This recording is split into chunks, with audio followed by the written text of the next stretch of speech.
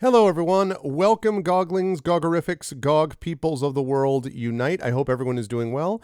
Welcome all to episode 348 of Pen and Pixels. I am your host, Arvin Elleron. This is the show that focuses on story and narrative in games, and we do a lot of tabletop as well related to that, including tonight as we continue with D&D Ghosts of Saltmarsh, Danger at Dunwater. I hope you got all that, with the GOG crew. Before we go any further, just a couple of reminders about ways to support us here on the channel. If you have not already done so, please make sure to follow us here on GOG.com. If you haven't done so already, please make sure to subscribe to us here on GOG.com, where you can get those DRM-free emotes to use here, there, and everywhere across Twitch. And if you have not already done so, please consider clicking through and checking out our individual channels, because we have our own individual subsystems and Patreons and things like that. Quick programming note, we are doing Ghosts of Saltmarsh today after having done Road Warden last week. 2 weeks ago, in fact, the last 3 weeks ago and 2 weeks ago, we did Talisman Adventures, which was a lot of fun. And this is the last Pen and Pixels before Halloween. So I hope everyone has a very happy Halloween. And I know that there will be trick or treat stuff going on. So I hope everyone is ready for that as we continue our spooky journey into a lizard man lair, so to speak. We're going to be here for that. And then next Tuesday, I will be back here on November 1st. Probably, my guess is probably with some more Road Warden, because I think that actually went pretty well. So I'm looking forward to being able to do that. That should be a good time. But as for right now, the time has come for my crew. And so I'm going to unmute myself to let them know that we're ready to go. I will apologize for any conversation which I may have interrupted. They are raring to go, by the way, chat. They are pumped up today. And I'm going to unmute them. And last but certainly not least, I'm going to move over to reveal the incredible Ghosts of Saltmarsh crew. Here you see them before you. They are prepared and ready. Well, you do sort of see Saber. You see, yeah, there. See, there's Saber. Saber's all good. So we're here. We are ready to go, and I hope chat is ready as we deal with lizard folk diplomacy, which is really what the subject of it has been. So I'm excited to talk about what happened last session. But first, I want to ask the wonderful people how they're doing, starting with Pyron Jade, who is right underneath me here. It is good to see you, Pyron. I hope all is well. How is life in the universe with you? And who are you playing? And I guess my question for you today is, do you have Halloween plans with the children? Or do the kids have things that you want to talk about, maybe? I don't know if it's a sore subject. So I live in Germany, and Halloween is not that widely celebrated here, but in our little village, small town thingy, they actually do it. And my younger son, the 6-year-old, had like a spooky ghost costume with a giant prop weapon. And his best friend also had a spooky pumpkin scarecrow costume. And this best friend scared himself of this costume so much that he now refuses to wear it. And so now the It's best the friend best is costume. and now the best friend is going as a Ninjago ninja. Ah, all right. So And you so won't be my able to son, see them if all goes well at all. and now my son will also go as a Ninjago ninja because it's his best friend and he has to support him. Of course. Oh, that's So really yeah, sweet. it's going to be really cute. And but concerning Halloween, I'm gonna do like a shamelessly plug because this week, or like until Halloween, we do have our special Halloween streams on GOG.com on Twitch here, which are all marked in orange because like pumpkin. No, actually, it's just our usual color for events, but now it's pumpkin, and on our schedule. And we try to always find a nice little theme for our Halloween streams because like everybody's just doing spooky games. And so we're presenting like Halloween mods, Halloween DLCs, Halloween levels, Halloween in-game events. So like games that might not usually be that spooky, like how can you add a little bit more spookiness? So we do have, for example, Prison Architect with the Undead DLC. We do have Stardew Valley, twice actually, with a lot of different DLCs, and I had a look at a few of them. And they're like spooky ghost dogs and stuff like that. It's completely adorable. I'm very much looking forward to this morning. And of course, during all the orange streams, there is the GOG.com Witch. The GOG.com Witch on GOG.com Twitch, because that is how sophisticated my humor is. In chat, giving out tricks and treats. And the treats are, of course, game keys. So there's more than one reason to go to that stream. This morning, it was kicked off by Freckle Mike with a Doom 2 mod, which was called Trick and Tear. Trick and Tear? I'm not sure because both words are written the same way, aren't they? Oh, okay. I was gonna say, I was like, is it Trick and Tear like Rip and Tear? It could be Trick and Tear. It could be Trick and Tear, like Trick and Treat. I don't know, but it's that mod. And if you haven't watched the stream, it might be worth watching it. It was an experience for him and everybody else. So yeah. okay. But tonight I'm going to be waves crashing against rock, a Kenku paladin who is currently with his group on a diplomatic peace mission at the cave home of the lizard folk. Not wizard folk. I was gonna say, folk. like, what? Look, there's the whole part we went to the wizard. I'm like, what? When did this happen? Yeah. And I've been thinking the whole night, because I wrote the tweet for this, about a better word for cave home. And it would be lair, wouldn't it? So it would be lair of the lizard people, which would have just made such a better tweet. But definitely the lizard lair. We are. Yes. Also, I'm sad to say that my Kenku sounds are not working tonight because I have a little bit of a PC problem. But I promise that I'm gonna have it fixed until next time, and I'm just gonna try to be extra funny and descriptive tonight. Awesome. It is going to be it's going to be great no matter how the sounds come through, as long as Pyron is the one making them. It is good to have you as always, Pi. It is also good, of course, to have the amazing and incredible Darksaber 2K, who is with us with the gears in the background. And I always want to check this. Do I see an octopus in a top hat shirt? Is that what I got going on here? And a cup of tea and a pocket watch. That's very dapper. I think that is clearly the way for things to operate. I love it. It looks great, and I'm always happy to see what Saber's wearing by shirts. I feel like he always brings a shirt game. But it's good to see you, Saber. How's life in the universe with you, and who are you playing today? I've been very good, thank you. I had tore myself away from playing a 12-year-old meme in the making earlier today because Victoria 3 finally got released by Paradox Game Studios. So now we can stop tormenting the developers with every post going, Victoria 3 when? Which is basically what's been happening for the last 12 years. You realize that means that next up is Half-Life 3, obviously confirmed. Yes. That's got to be what's definitely next, confirmed. Right? Yeah. Definitely confirmed. You've heard it here first. And exclusively on GOG. Exclusively on GOG. Yes, yeah, exactly. Yeah. Can you imagine someone like corporate's like, what the hell? They go running over like... we were having some spooky times on Saturday, and Mike joined us for some more VR Phasmophobia, and I've been enjoying the videos he's been making of that because he's been doing some good ones where he's splicing his point of view with what I was seeing going on in another part of the game, like watching on his head cam and stuff like that. So he's flicking between two points of view as his inevitable death approaches down the corridor because he's picked up a tarot deck and just walking around going, "Don't tell anyone, but I've got the tarot deck," to his viewers. The bit where you were one step out of the front door and drew the hunt card, and the sword just pushed you back in. I stopped the video and just like, it was at this moment he knew he'd fucked up. It's like brilliant. death card. I love the fact that every time, like, you're just going on about something completely random, and it's like, and he's dead. And then the customer going, oh no, wait, he's alive. Headcam, watch his headcam. It's on YouTube. You should all check that out. So that's basically how I've been filling my time. But tonight I will be filling the boots of Morthoil Gogoniant, Dwarven Artillerist. We were investigating the lizard people. Yes, as Pyron put it, we're on a diplomatic mission. We're on a diplomatic mission to Alderaan. We tried knock on door. It was super effective. You really did, yeah. Like I said, this has gone in a very different. Well, we'll talk about it in just a minute, but yes, it's gone in a very different direction than it could have gone. So, so kudos to these folks for not being murder hobos. Always a pleasure to have Saber with us, and also a pleasure to have the aforementioned Peripheral Mike, who was apparently carrying around tarot decks in Phantasmagoria. I didn't know that you could Are these? Can you use these as weapons, or you just carry it around to have it? No, I just they're have this tarot deck. randomized cards that have various effects, but you can't guarantee what cards you draw. Oh, like a deck of many things type of deal. Okay. Yes. Okay. I see. Yeah. So how have you been, Mike? How's life in the universe with you? Who are you playing today, etc.? I'm doing well. I'm doing really, really well. I finally got in streaming news. I finally got my retro consoles set up. So I've been streaming some original Silent Hill on original hardware. Thank you very much for everyone who tuned in from that earlier.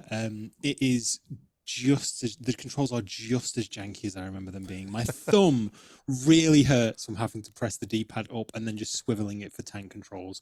But yeah, so we played a little bit of that earlier today. I'm going to be playing Silent Hill 2 tomorrow as part of my Silent Hill Hallow stream, and then Silent Hill 3 and 4 later on in the week.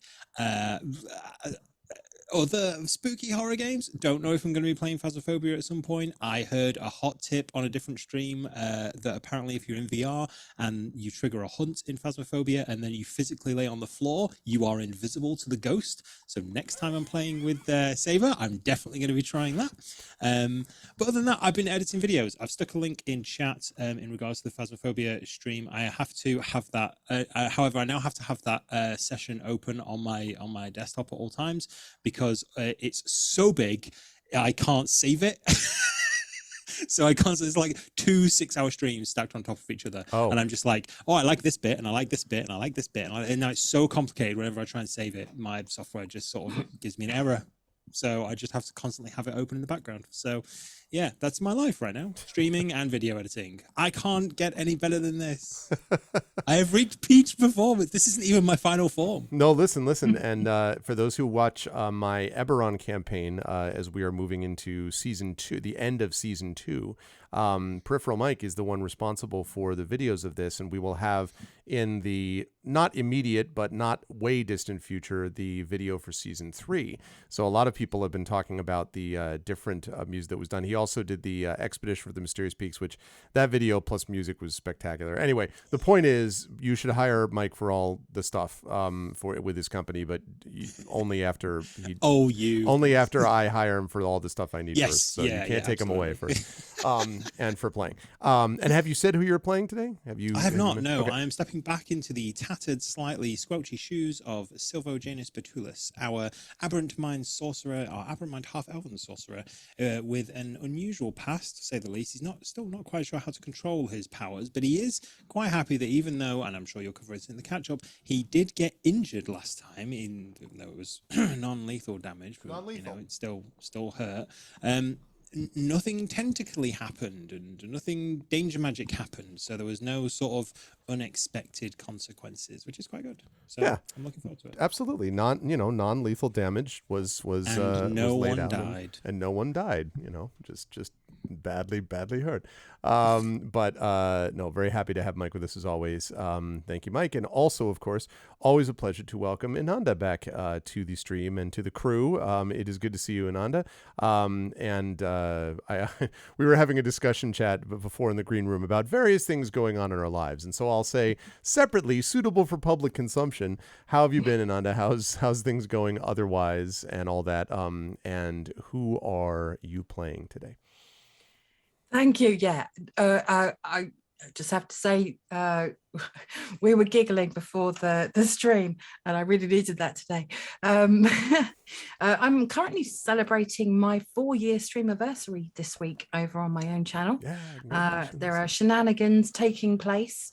I was playing Skyrim today that I started over here on GOG a couple of weeks ago, and I can't put it down. It's brilliant. I love it.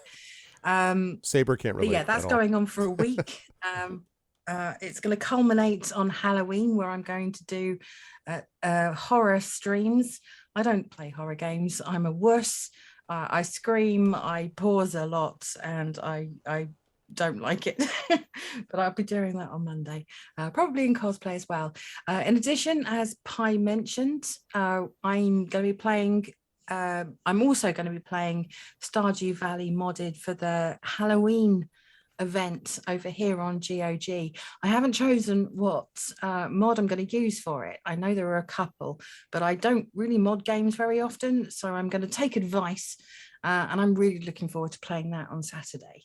But yeah, today though, I'm going to be slipping into the comfortable yet stylish boots of Brian the Bloodthirsty, who is a water genasi fighter pirate, slightly responsible for beating up a teenager last week, but it was for the good of the team to try and show our compassion and teaching the local inhabitants some techniques. And Yes. Silvo was graciously willing to step into the ring with me. And then obviously Waves came in and showed how it absolutely should have been done. Yes, to But I step think we into the made some stream friends. and then to step out and be laid on the floor on the ground, clutching his side, I think is how he was willing to do all of that. Yeah, Before we jumped in. absolutely. Taking one for the team. It was great stuff, and I am excited to have Ananda and the whole crew with us. And I think, chat, that means we should head over to the map, and we should fire up a little bit of music and talk about what happened in our last session. Let me just fire up Saltmarsh. Let me fire up, let's see, where's my doom awaits? There we go. I'm just kidding. Why would that? There's no doom awaiting. I'm sure it's all fine. In our last session, the crew, as has been previously mentioned, has been sent by the fine people of Saltmarsh to try to find out what is going on with the lizard folk. During the previous events, or events prior to that situation, the party found themselves having run into some lizard folk who had been taken captive on board this ship, which was being used by smugglers. And it turned out that the smugglers apparently were also trying to smuggle some weapons. The party, hold on a second. Why am I not getting music? Oh, there we are. Okay. I was like, where is my music at?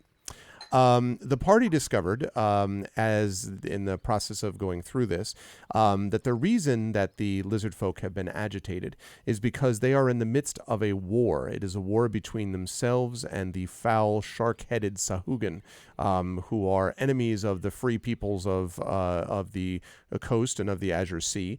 Part of the reason, though, that the people have not made a bigger thing of the Sahuagin is that generally they do individual little things. They'll raid a fishing boat here and there, or they'll, maybe pick off a couple of lads that stray too far away from the rest of the fisher folk when they are out somewhere. But they don't usually get involved in armed warfare. But clearly something has changed, and the Sahuagin have actually taken over a fortress that belongs to the lizard folk.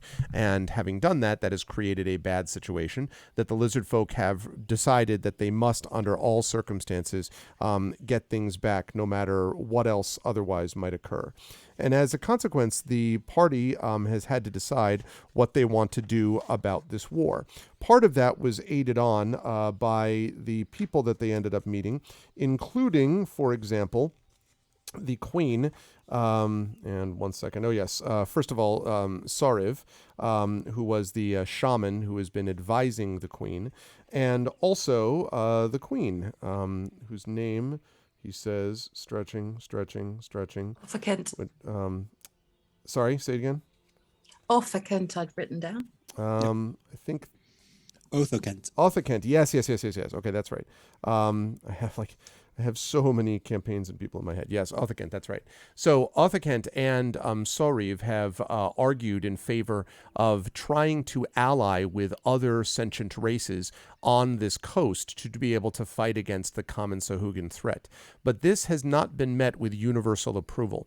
There are some lizard folk who believe that allying with, for example, the people of Saltmarsh would be to admit weakness. They do not trust the people of Saltmarsh, and as a consequence, they think that allying with them is a huge mistake. So much so that there have been some who have muttered against this plan somewhat openly. And there are others, of course, who back the queen and the shaman who advises her. And so the party has agreed that they will try to, if you will, take the temperature of the lizard folk. It's cold-blooded. Sorry, it was an easy joke. That they will take the temperature of the lizard folk and how they're feeling. They will try to connect with them and basically bond with them on a certain level. And having done so, that they will, if all goes well and if the lizard folk agree, they will bring this back to the Saltmarsh, the town of Saltmarsh, basically put things before them and look to confront then the Sahuagin threat collectively. Of course, it's not just a matter of getting the lizard folks' approval. It's also a matter of then going back to Saltmarsh and getting their approval too, but one miracle at a time. First of all, the party has to deal with getting through this lair. And so the party, over the last couple of sessions, has begun to explore and has begun to meet some of the lizard folk. And one of the groups that they met last time was a group of fighters, basically a group of fighters who were training and drilling. Othokent and has tried to get her people basically ready. And so met a few people, including someone in a kelp framed cloak type person. And basically what the party decided to do was to show good faith. They would also train and drill. And so they decided to demonstrate their good faith by training and drilling with each other. They battled each other, of course, only non-lethally. And after non-lethally bringing some people to the ground, like Silvo, for example, what they basically feel as if they have gotten the approval of the lizard folk. And so as we begin to pick things back up again, they have been given 24 hours total by the lizard folk queen to be able to do what they need to do and either get the support of the lizard folk or not. And clearly they were successful in getting some approval just now. Now, of course, they have the rest of the lair they have to explore. They need to still determine what's going on with this other broader talk against the queen and her advisors. And then, of course, down the line, they have to figure out A, how to convince the village of Saltmarsh to go along, and B, to figure out what the hell is going on with Sahuagin that they are taking this aggressive action in the first place. And so with all of that said, the end of our session last time involved the 4 intrepid adventurers leaving the room, heading to the west, I believe, down a hallway, if I'm not mistaken. I think they left the room to go back to the west. And as they were walking away, one of the lizard folk was looking at them and hissing thoughtfully. So with all of that said, I will throw this back over to the party now. First of all, party, am I right that we're heading back to the west? I think that we're heading back west. Is that right? I believe is what I believe so. Yeah, I think we've done everything we were planning to do in this room. In the hallway. So you're heading down the hallway. Yeah. Because there was a door to the south too. Right, exactly. There is a door to the south, yeah. I didn't know if we were going to go through that first and then see where that led. Up to you. We can go and have a look, yeah. Okay, can I go and have a listen at this door? Absolutely. You can do that. Go ahead and make a perception check. This is going to be at a -1, and the reason for that, Brian, is because behind you, you hear because all the lizard folk are training and basically like, banging shields and all that kind of thing and hissing. So it's a little loud in here. It's like trying to hear out of a bar, you know what I mean, at night. What did you say? Yeah, what? I got 19, but -1, 18. 18. Okay. So what I would say that you hear down here is possibly, although again, it's very hard to tell because of how loud it is, you might hear what is basically like dripping water. Like it sounds like dripping water falling either into a little puddle or a pool, but it doesn't sound like a lake. I mean, it's not anything like that. It's also very hard to tell because there is so much sound behind you, but you think you might hear dripping water. Other than that, nothing else. Okay. Did we feel like we were going, we entered a mountain. Did we feel like we were going down? So when you first entered, you felt like you went down a little bit, but this whole thing you might remember is actually mounded up. Like you went into, when you knocked on the door, it was a door in the side of a mound. So in a way, you haven't really had to go down that much, because it's almost like you're walking into the side of a hill, to be frank. And I should point out, by the way, that this looks like it is built up originally by the lizard folk, because this is all taking place in marshland and swamp. And you may know that marshland and swamp does not have a lot in the way of natural hills, like little hillocks maybe, but otherwise it's flat by its nature. But this has clearly been built up by the lizard folk. So you haven't gone down very much, you would say, Waves. Okay.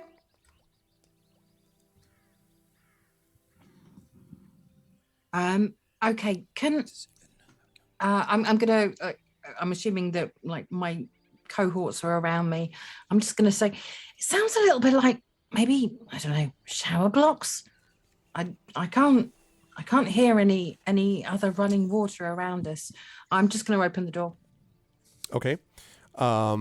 So when you open the door, you see this, he said, revealing area. This is a section. Whoops, hold on. Let me get chat on board there too. Okay. This is a section which is basically kind of like a T-junction. You have the door to the north, and then to the east and the west, you have the passageway heading off. And the dripping water sound that I mentioned seems to be kind of echoing up and down this hallway a little bit, and seems to be coming more from the east over this way, basically. But it's pretty far off, Brian. It's just sort of, you can faintly hear a bloop, bloop, bloop, like way in the distance. From where we sailed in from, and obviously I'd studied the map. I have a basic map.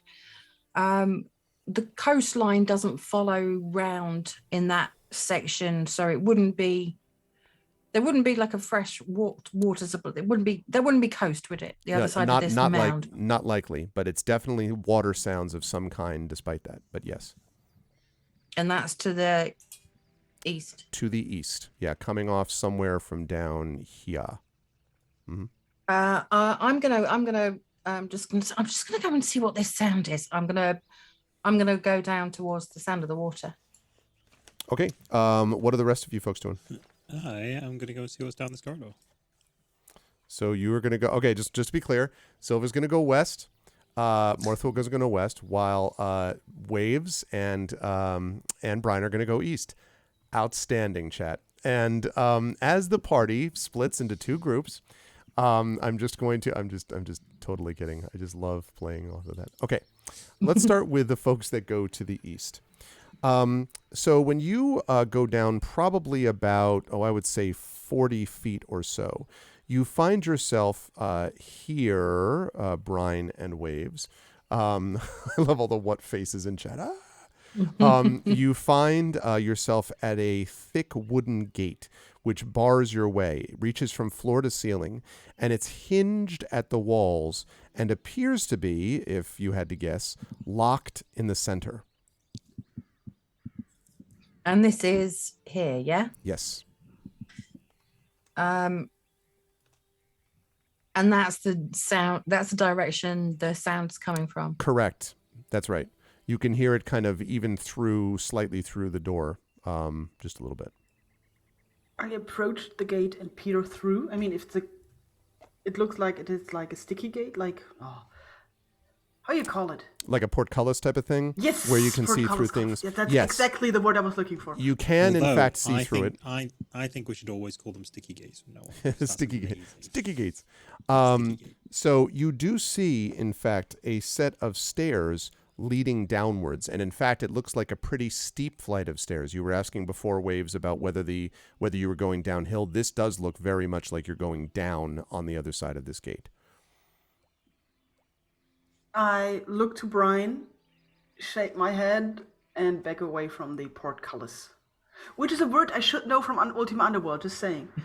Yeah, the power of I love that word, portcullis. I'm gonna I turn to Waves, and I'm gonna nod. Yeah, I think you're right. But just before we go, I would like to have a look at, because the ground is mud. We know this. It's not rock hard. Can I have a look to see if it's obviously been opened or closed in the immediate kind of recent times? Sure. Let me have you make an investigation check, please, for that. I shall do just that. 10. Even with a 10, it seems pretty likely that the door has been opened and closed on multiple occasions. In fact, this looks like a fairly busy corridor. You can't tell how recently, but it has definitely been done a lot. And can I also have, like, I know that there's probably not a through draft, but with my briny nose, can I have a sniff? Does it, because salt water and seawater has a distinctive smell. Mm-hmm. Can I detect any smell like that? Trying to think if you'd be able to get that from here. I'm doing some mental calculations about how far away. Well, let me have you, you know what? Let me have you make a perception check because you are a water genasi. I'll give you a +2 to this check, but it is a difficult check because of reasons that I can't get into yet. Okay. No, 9. Okay. Yeah, it's very hard to tell. It definitely smells damp, that's for sure, but that's not saying a whole lot. Fair. No, okay, that's absolutely fair. I'm gonna turn to Waves. Yeah, I think you're right. I don't think they're gonna appreciate us going down this way. Backtracking. Can I hear anything from like this junction here down the other path? So down in that area, you can actually, whoops, sorry, I accidentally hit an area. You can actually see, you can't really hear anything from here, but you can see that the hallway ends at a door. I turn to Waves. Do you think we should investigate down here, or do you want to catch up with the others? I point towards the door and make a knocking motion. Okay, I nod and head towards the door. Have a listen first. Okay. As you're doing that, I'm going to come back to you in just a second. But I do want to, because while this is happening simultaneously, Morthwill and Silvo have been going down the western passageway. So hold that thought, Brian. As you are going down to the west, the two of you, you see that the hallway extends a pretty good distance down here before it bends down to the south.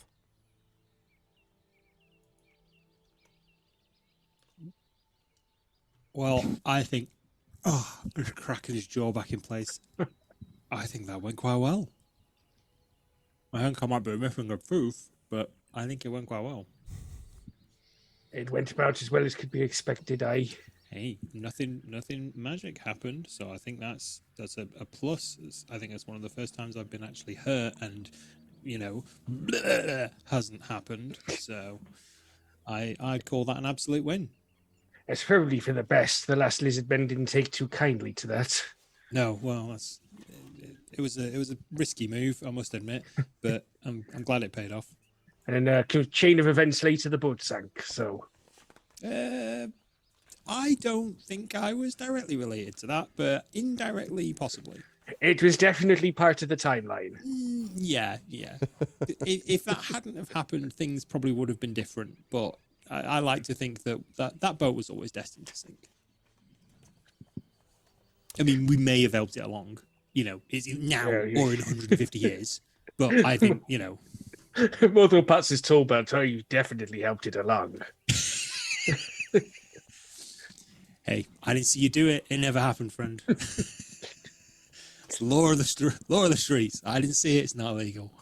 What did they say snitches get again? Liches, I think. Hey, that definitely sounds about as bad as what I think I heard. Yep, absolutely. Snitches get liches. Hey. Yep, snitches get liches in ditches with stitches. That's the one. So as you come around with this banter back and forth, you come around the corner and are immediately confronted by several strong-looking lizard folk. And next to them, they have, they have a large sort of lizard mount that's right next to them. That you can see here. Actually, wait, no, let me make sure. No, I'm sorry, I take that back. Not a mount. This is actually a larger one. And so there are 3 sort of regular guards, you might call them, and 1 large, burly-looking one who has kind of bluish-green scales. And as you come around, he stands forward, steps forward a bit, and has his spear, and his tail sort of swishes back and forth, and he looks at you, Silvo and Morthwill, and says, "Yes, which you don't know what that means, but it sure sounds like it's a challenge of some kind that as you've just come around the corner. I will wave. I was be like, hello, hi, and then kind of try and remember the word for friend. And point. Oh no! Do you remember that word? No, because I didn't write it down. Well,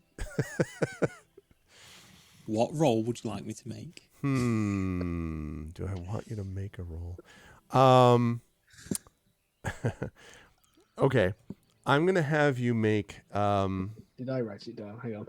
I didn't. Did anybody write it down? There's only 2 I of know us someone. here, mate. I know someone who did, but unfortunately, we have a walking tape recorder 40 feet that way. But... Exactly. So I will have you make a D20 roll. I'm going to warn you that I'm not going to tell you whether you want to aim low or high, and you may or may not remember the word properly, or you may misremember the word. So I'm just letting you know that it's a little bit up in the air here. I do remember that it's close to another word that isn't a nice word in lizard folk. In Draconic. That's correct. So I'll tell you what, I'll just roll a d20. I got a 9. Okay. So you think you remember something about an M, like a ma, but you don't remember if it was like mas or mos, and one of them means friend, and one of them you remember means death. And so you don't actually recall which is which, other than it's ma, mo, something. And there's some S's involved. Okay.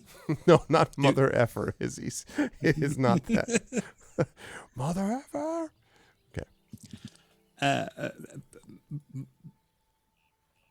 I look over to Morthwill. Mouse?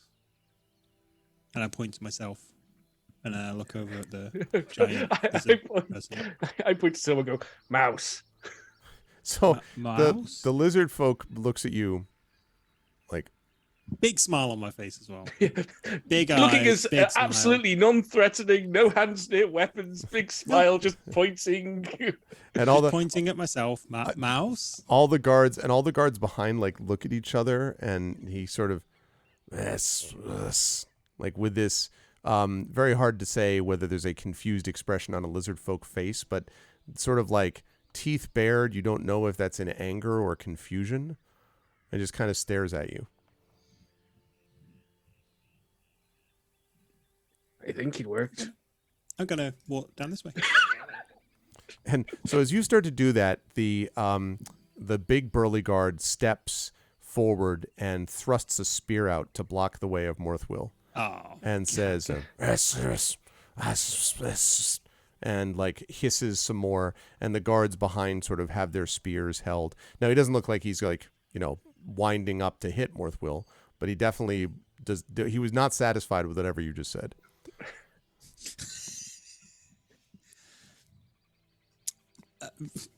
Not mouse for me. I point to myself, mouse. And like, mouse. I look point the lizard, point me, point to Silver, point to myself, point lizard, point lizard, point me. Waves, make a perception check for me, please. Okay.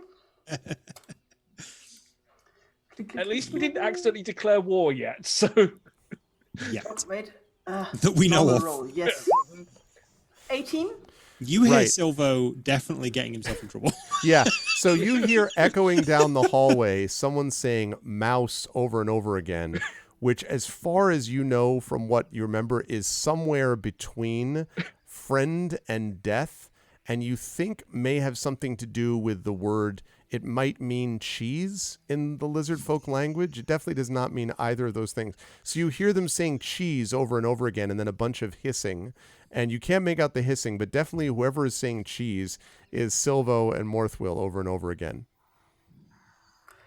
Okay. I tug at Brian's sleeve and point towards the direction and repeat in Silvo's voice, mouse, mouse, mouse. Oh, goodness. All right, come on, let's go, quick. So you round the corner just as you can see basically Silvo on one side of a spear that is held horizontally across the hallway, Morthwill on the other side, and both Morthwill and Silvo are pointing at themselves and each other saying mouse over and over again, and you see extremely confused looking, as much as could be the case, lizard folk guard. And as the one burly one, the burliest one, sees you, he kind of looks at you, waves, and starts pointing at you like with his free hand. And it's not exactly hostile. It's more like WTF, like sort of is like pointing at you and then like Very them confused. and like, and says like hiss a couple times. So basically says cheese, which you think is a question that the lizard folk are asking. Something like I was that. just like, mouse, mouse, mouse. Wait, say the friend word. Mouse, mouse. Wait, say the friend word. Mouse. Have I heard a lizard folk laugh? I think because when we entered the eating room or something, or Yes. maybe in the... Okay, I make the lizard folk noise for laughing. Okay. Point at Silvo, repeat cheese in lizard folk, laugh some more, So the and then say the word for friend. okay, when they say friend, the lizard folk kind of, well, and you all, the rest, Morthwill and Silva, when you hear Waves properly pronounce it as mas as opposed to mouse, but when you hear mas, so when they say mouse, the Waves, I would like you to make a persuasion check for me, please. Okay. I mean, if I persuade them they're not cheese, that's something already. Right. Yep. Or death by cheese. 20. Okay, so Not they Friendly Cheese. cheese. they kind of stare at you and stare at them, and then yes.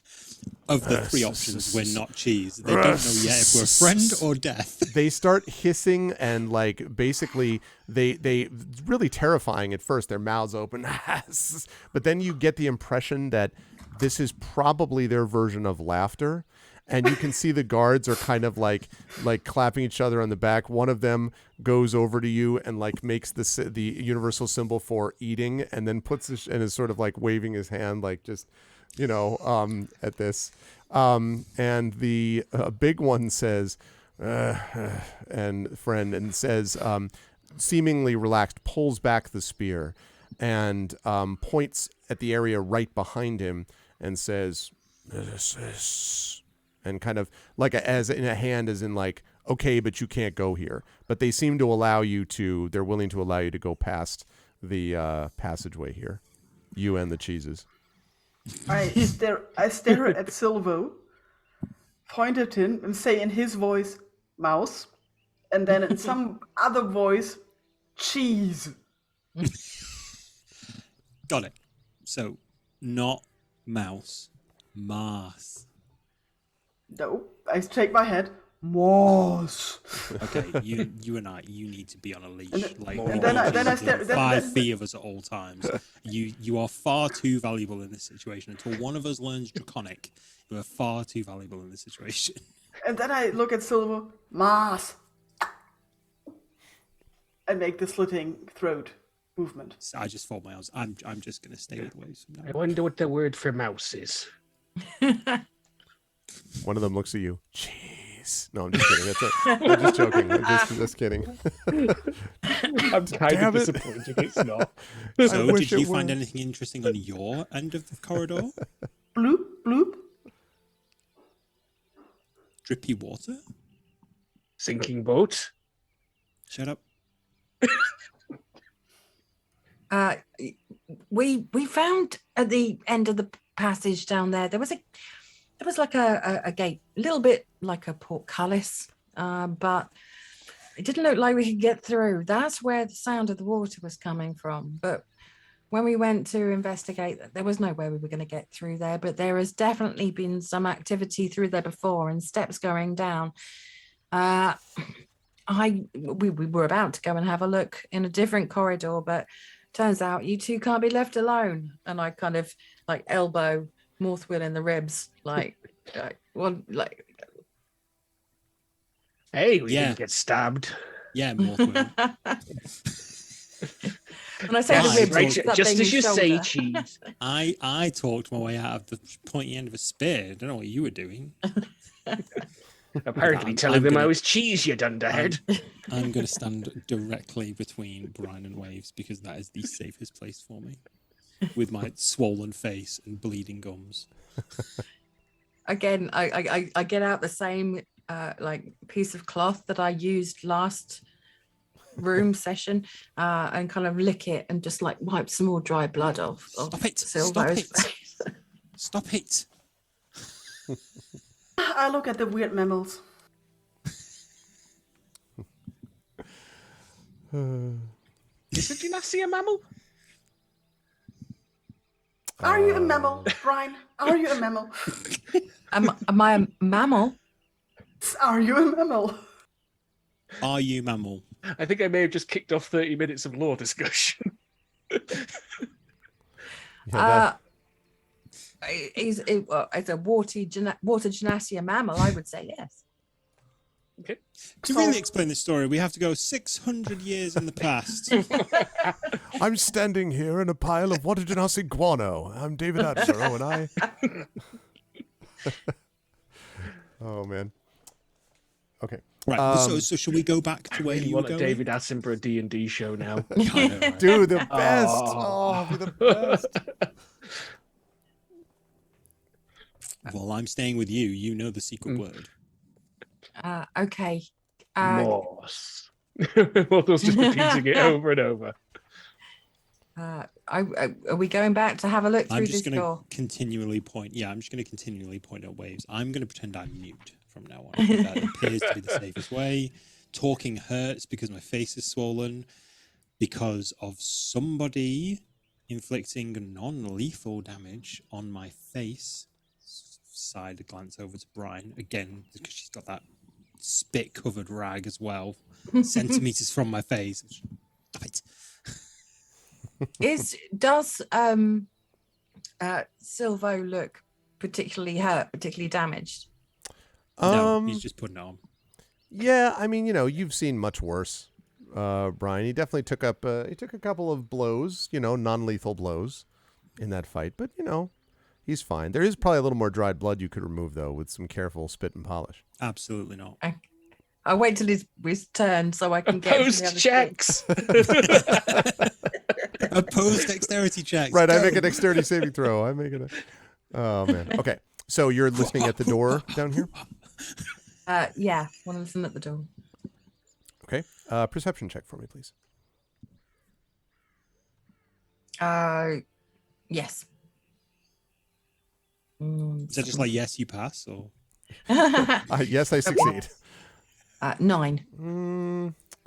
You're not sure. I mean, you hear what sort of like maybe a muttering from behind you, and then you look and you see that Silvo muttering about blood being wiped off, and you're not his mom, and all that. And you hear that kind of muttering. My You real don't mom. really hear anything in particular from the other side of this door. Should we try it? Turning to the others.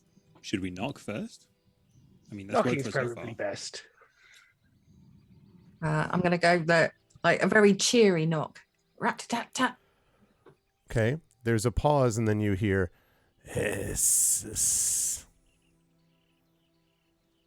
I'm looking round to the others. Anyone heard that? Looking to Waves. Have you heard that before? Have I heard that before? You probably have, but there's nothing particular that it stands for. I shrug. I know he didn't say cheese or friend. That's true. I'm reasonably I certain. shrug and make a doorknob opening motion. Okay. I reach for the door, open it. So when you open it, you see the following. In this chamber, you actually see it's a small, comfortable room, and in the center of it is a circular wooden table on which lies a closed book. To one side of the table, there is an aged lizard folk, and you recognize him, I'll describe him in a minute, occupying a crudely upholstered armchair. To the other side, a plain wooden chair sits empty, and in the northwest corner, a brass tripod supports a brass bowl filled with hot coals. The room is warm and smoky, and you can see that this person in the middle is the aged minister for the queen, Sariv, and he seems to be reading from a scroll of papyrus. And when he sees you, he says, yes, it is the strangers. Come in if you wish to speak. You may remember that Sariv is one of several lizard folk who speak common, the other being the queen. And then there's a couple of other guards can kind of vaguely be understood, but not very well. Most of the lizard folk don't speak it, but Sariv does. That's very gracious of you. Thank you, if you don't mind. I'm going to turn round to the others and, nod. And he waits. At least we won't convince him with cheese this time. I come in and happily say, Moss. And I point to Waves. I point to Silver and go, mouse. And so he kind of looks back and forth and says, is there a reason you are calling each other cheese?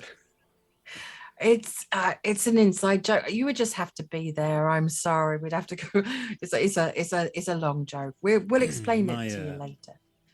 My language skills aren't what they could be for the language that your people speak. So there may have been a translation issue earlier with me trying to say friend. And Sariv says,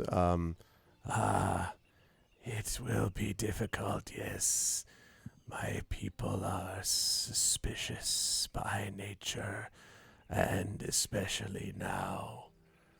Have you found others who will support you in your journeys?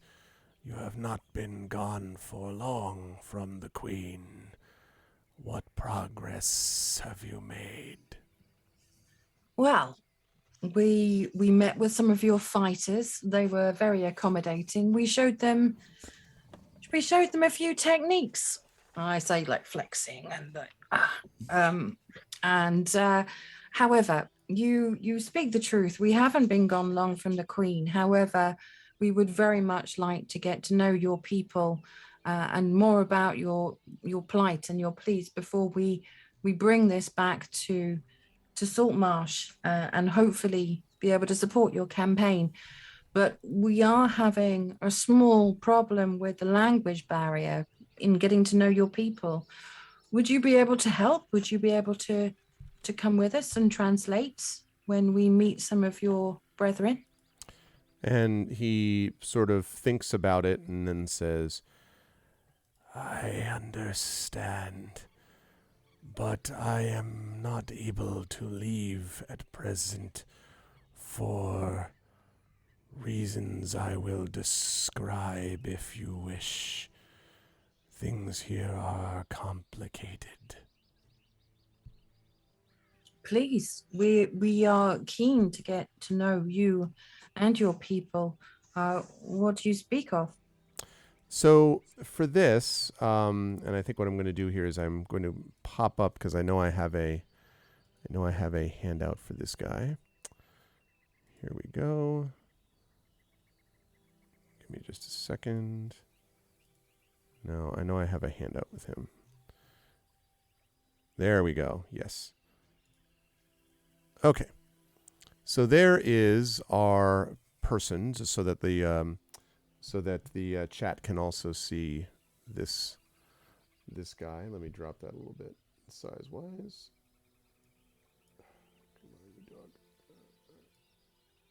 There we go. It's a very expensive looking chain around his neck. Yes, and I will describe that in a minute, actually. So, okay, I think that's probably going to be the best I can do for right now. So that's him.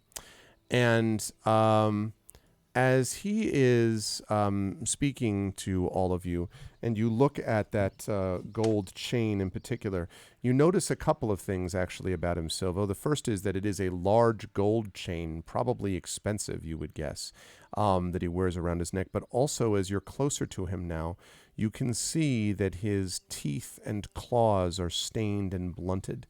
And you can see some of the scales are quite dimmed. Soriv is obviously quite old for a lizard folk. And even though, his voice sort of betrays this as well.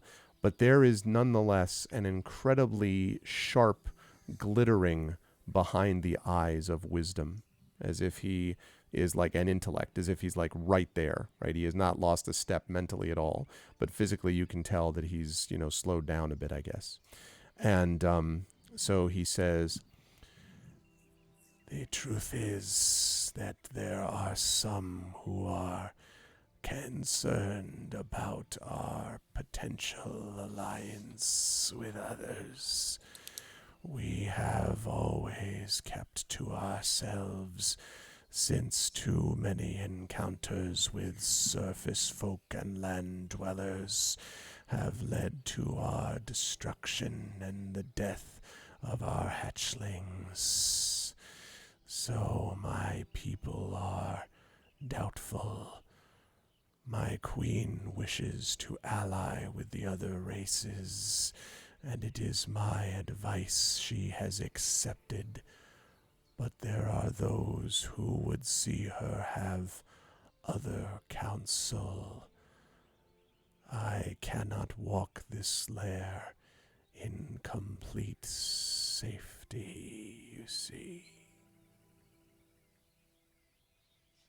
I understand. It must be very difficult trying to do right by your people and your queen, and for the longevity of your race as well. You, I understand, have found some of our weapons. There were many of them that we have purchased. A ship has transported weapons back and forth, and my people have gone as emissaries. But several of my people arrived here some days ago and told us that a group had sunk the ship which they were taking back with our weapons. So we have lost on some of the weapons we should have had, and now the ship itself is missing. The smugglers may become angry if they discover the ship has been sunk and may blame us. And he kind of looks sound from like each a four of you. really unfortunate accident. He kind of looks at all four of you. You get the impression, the very disturbing impression, Morthwill, as the Soriv is looking at you, like he's kind of like staring into the soul type of thing, like, and just looking at you. And then, but it may just be the fact that it's the lizard folk have sort of strange, unusual expressions. Sounds like the boat might have been badly made. He's just staring at the floor. And he nods and he's like, perhaps. You said. May I offer that I feel that a lot of the issues may have come from a level of misunderstanding, like we have had with some of your brethren since visiting your lovely home. I genuinely feel that we would very much like to get to know more of your brethren, but your words make me seek caution in whom we get to know within this town, this city. You say you have enemies. Can you tell me who these are? It is not certain to me that I know who they are. None have spoken openly against the Queen yet, but there are some whose concerns have grown, and in those circumstances I must be concerned as well. Some would wish that we would be more aggressive, but this aggression will lead to nothing but destruction.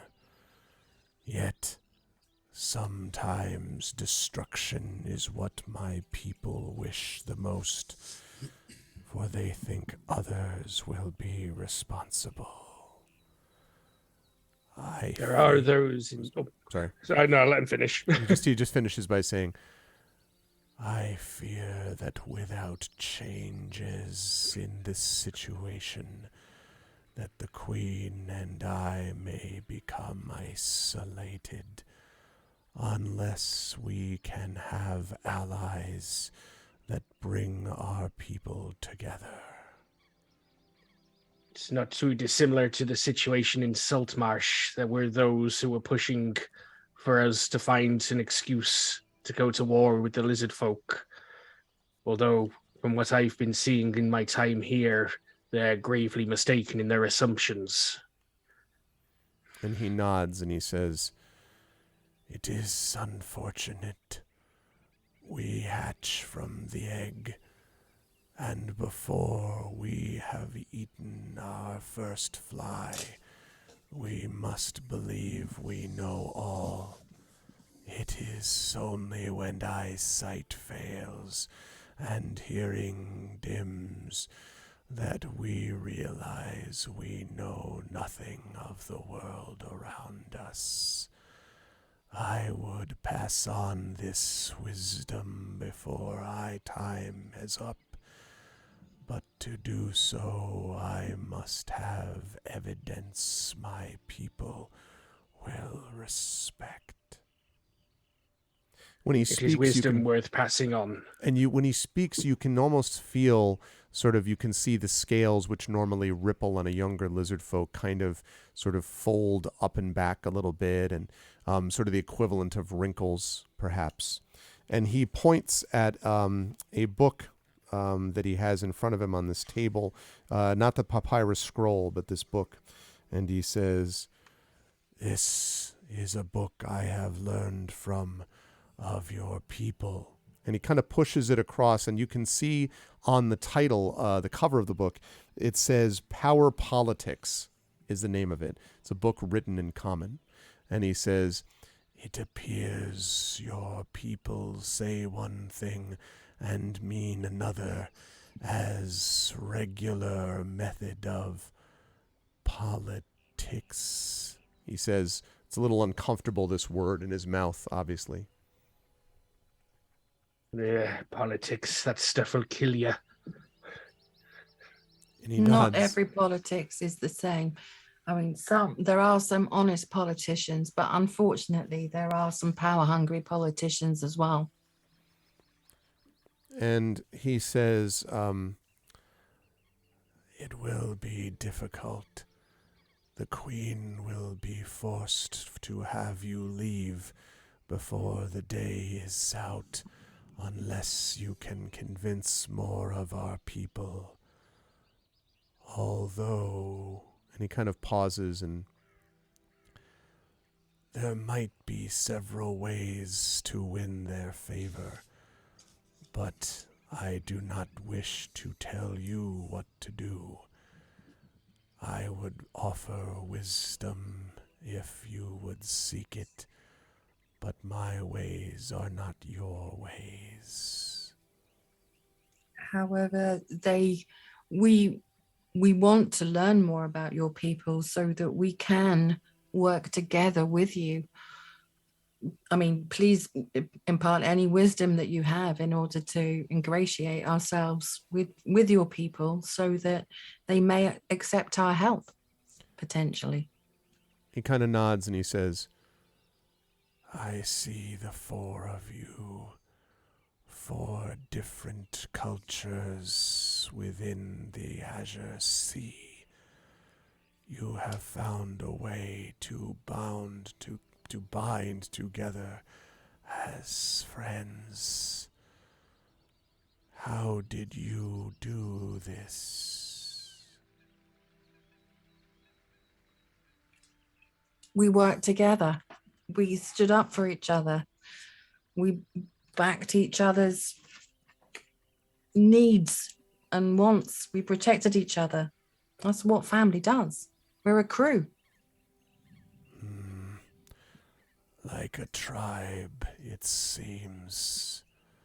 And so this book, and he points down at the book, is not true.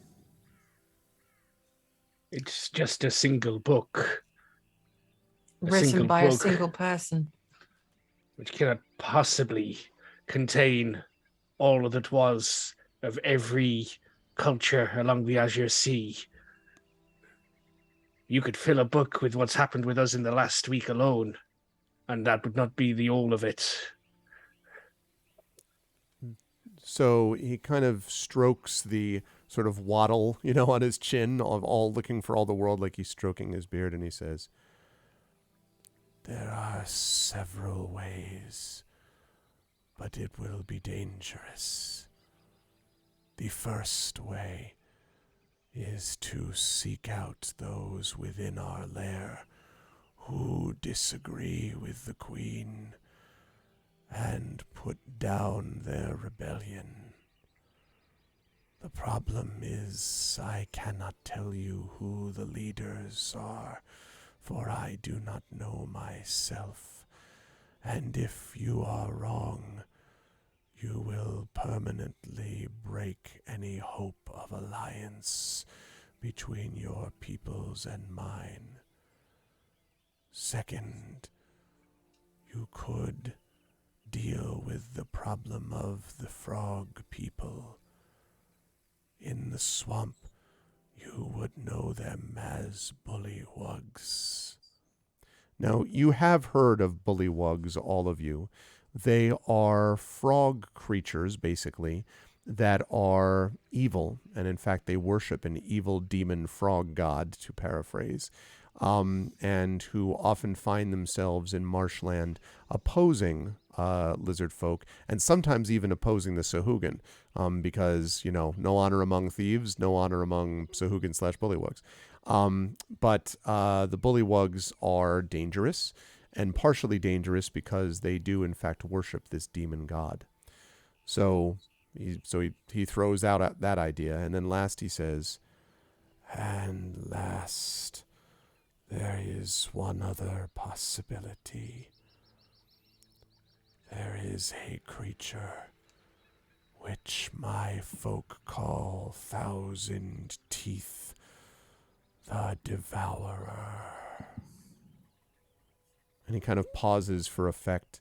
The smoke in the room slightly, is slightly thinning out the air. I mean, it doesn't make it where you cough, but you can see his face lit strangely in the light with the smoke kind of swirling around it. And he says, when my folk returned here, they found a giant creature with many teeth, huge armored tail and body. We know it as a green lizard of land.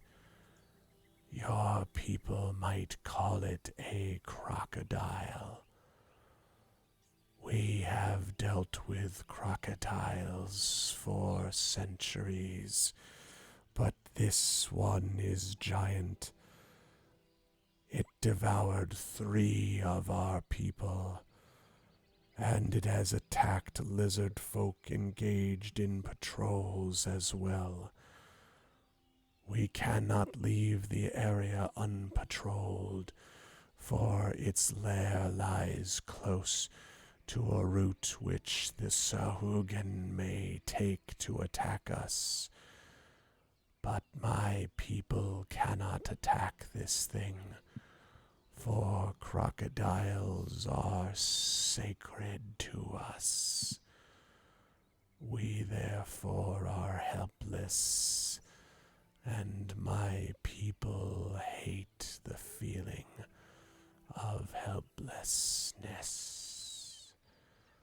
Would not attacking a sacred creature to your people anger them? No, for it is said that if such a creature is destroyed by others, then it was not protected at all.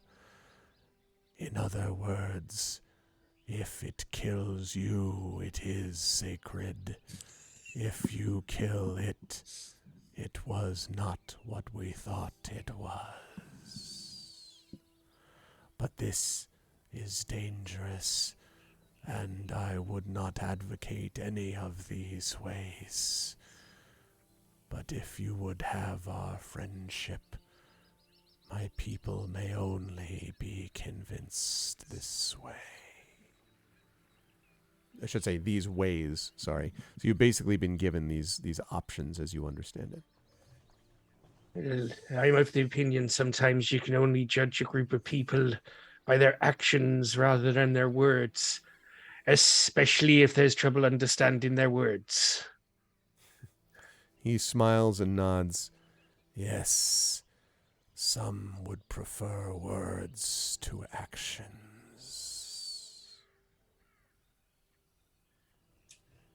If we did go and seek out the thousand-teeth creature, would this persuade your opponents who are opposed to the Queen taking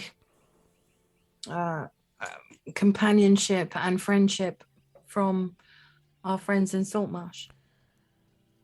It would certainly silence them, and their growing threat of their power would be snuffed out. For the Queen, having killed this threat, would gain greatly in prestige, and you, as her agents, would be seen as allies and friends. Yes, I think this would convince those who are unsure and silence those who remain.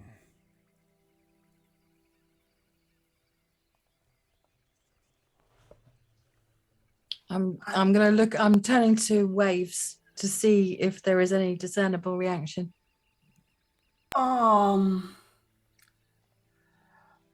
Waves doesn't really react so hard because apparently from the last one we were in fighting is the diplomacy we're better at. But right now she approaches the table and points at the book because I would like to have a look at it. Okay. You can definitely do that, and he kind of, happily allows you to pick it up. It is written in Common, Waves, and as you sort of just pick it up and thumb through the pages, it seems to be discussing the trickier and more devious side of political life. There's a chapter on the difference between a lie and a slightly misheard truth, and multiple things like that. And the difference between corruption and cunning and things like that. Very kind of Machiavellian, in its emphasis. So, does it say who the author is, just in case it's somebody I've heard from in Saltmarsh or something? It does. It is, the author is a person named Abel Mackey, but you don't think you've heard that name before. But that is the name of the author, Abel Mackey. if I look around the room, does he have more books or does he only have this one book? He does have a couple more books, although there's also a door behind him, and you don't know if there's more stuff back there. But there are a couple of more books that you can see as well, although mostly it's just this armchair, the table, and the book. And by the way, even the armchair feels a little odd to you for this lair. Like you get the impression that this is not what the lizard folk usually kind of like. This isn't their bag usually, right? This guy feels very very much more similar to an aged minister of what you would expect from other, races and cultures you've run into, rather than lizard folk. Can I have a look at what other books he has? Or Sure. if I see them, I will look at him for permission to approach, of course. Sure. He has one other book that's up against the wall, and he says, "Yes, you may. There are more books in my room." And the book against the wall says "The Triumph of Diplomacy." Aha! Is the That's name of much it. better. Okay. I so there's pointed that. it and give it a thumbs up. And he nods and he says, "Yes, I am not sure if that is a book on how to be diplomatic or a book of fantasy." Okay. And he kind of bares his teeth, and you're not sure if he's making a joke or if he's actually kind of like, sort of, you're not quite sure what that's about. No, yeah, that's okay. I don't need to be sure about everything. Okay. So that's it.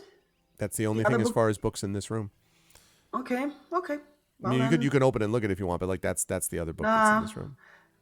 I mean, it shows the duality where he is in between. So that's Yes, and I also think written in nice to common, know. obviously. Yeah.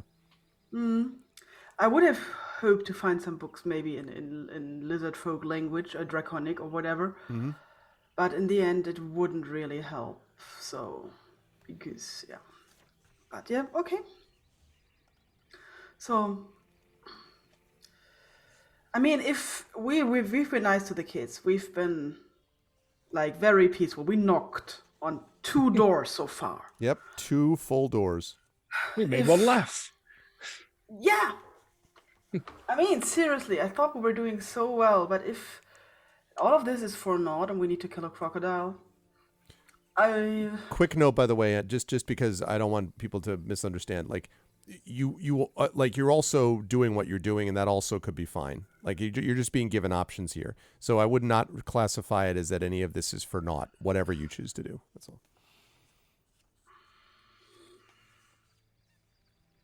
Can I want to ask Sarah, can you tell me how large is this giant crocodile? And it thinks very carefully and says, maybe perhaps 10, 15 scale long and 5 or 6 high. Now, you don't exactly know what a scale is, but apparently it's some kind of unit of measurement. And how high are you in scales? I am, and then he thinks about that, as does the DM. He's Sorry. probably no, that's fine. I think I said Thousand Teeth was 5 scales high, right? You said 5 to 6 high, 10 to 15 long. Right. So 5 to 6 scales high. I would say that Sariv is probably, because he's a little hunched over, he's probably about maybe 9 scales high when standing on 2 feet. Okay. Okay.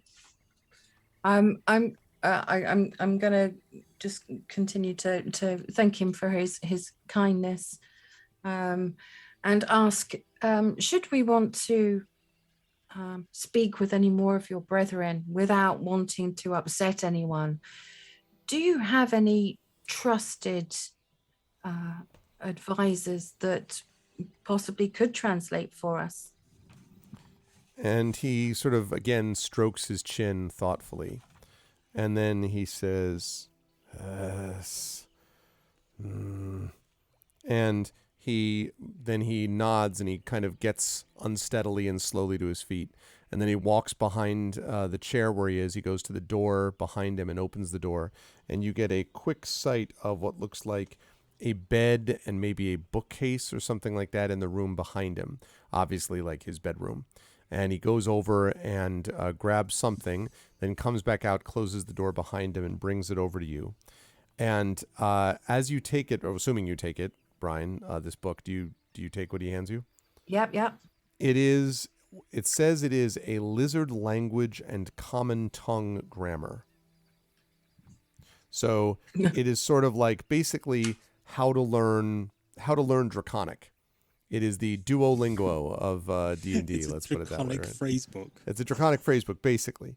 Yes. Excellent. So it has right there, like, mass, mouse, mouse. Like, Excellent. like a How friend, to say friend, death, death cheese. The death of my friend's cheese. Right. So it has all that description in there, and so it looks like this is something you could study to kind of pick up the language, but it would take a while. There's not something you can do in 24 hours. But if I wanted to say one word, I could quickly thumb through the book Try to and thumb look it through it. up. Yep. Mm-hmm. Okay, awesome. Thank you so much for your kind lending of this book. It will be very, very helpful. It is my pleasure. You now have decided what you wish to do next. I think I would like to speak with my friends and discuss it. This is a very big decision. We wouldn't want to make the wrong one. You may proceed. I will remain reading this scroll. It is new news on the disposition of politics, and I have found it enlightening. So he kind of he sort of nods to you, and then he then he kind of walks back into his bedroom. He doesn't close the door all the way, but he basically goes into the bedroom and leaves the door just a little bit ajar as he goes down to sit presumably on his bed. I look at Brian and I make bloop bloop and then a questioning hand movement. And then I point towards Sorif. Bloop bloop. Ah, that is a good idea.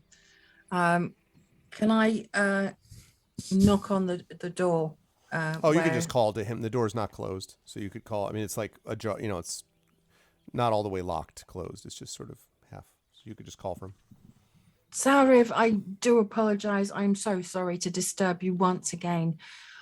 We were obviously given free run to have a look around your fantastic city here. Myself and my colleague Waves here happened to cross a gate, and I would very much like to see where that path leads. May we travel down that path? It is a gate which leads to the sunken pools. You may go if you wish. I do not know what you will find down there, but the gate may be opened for you, yes.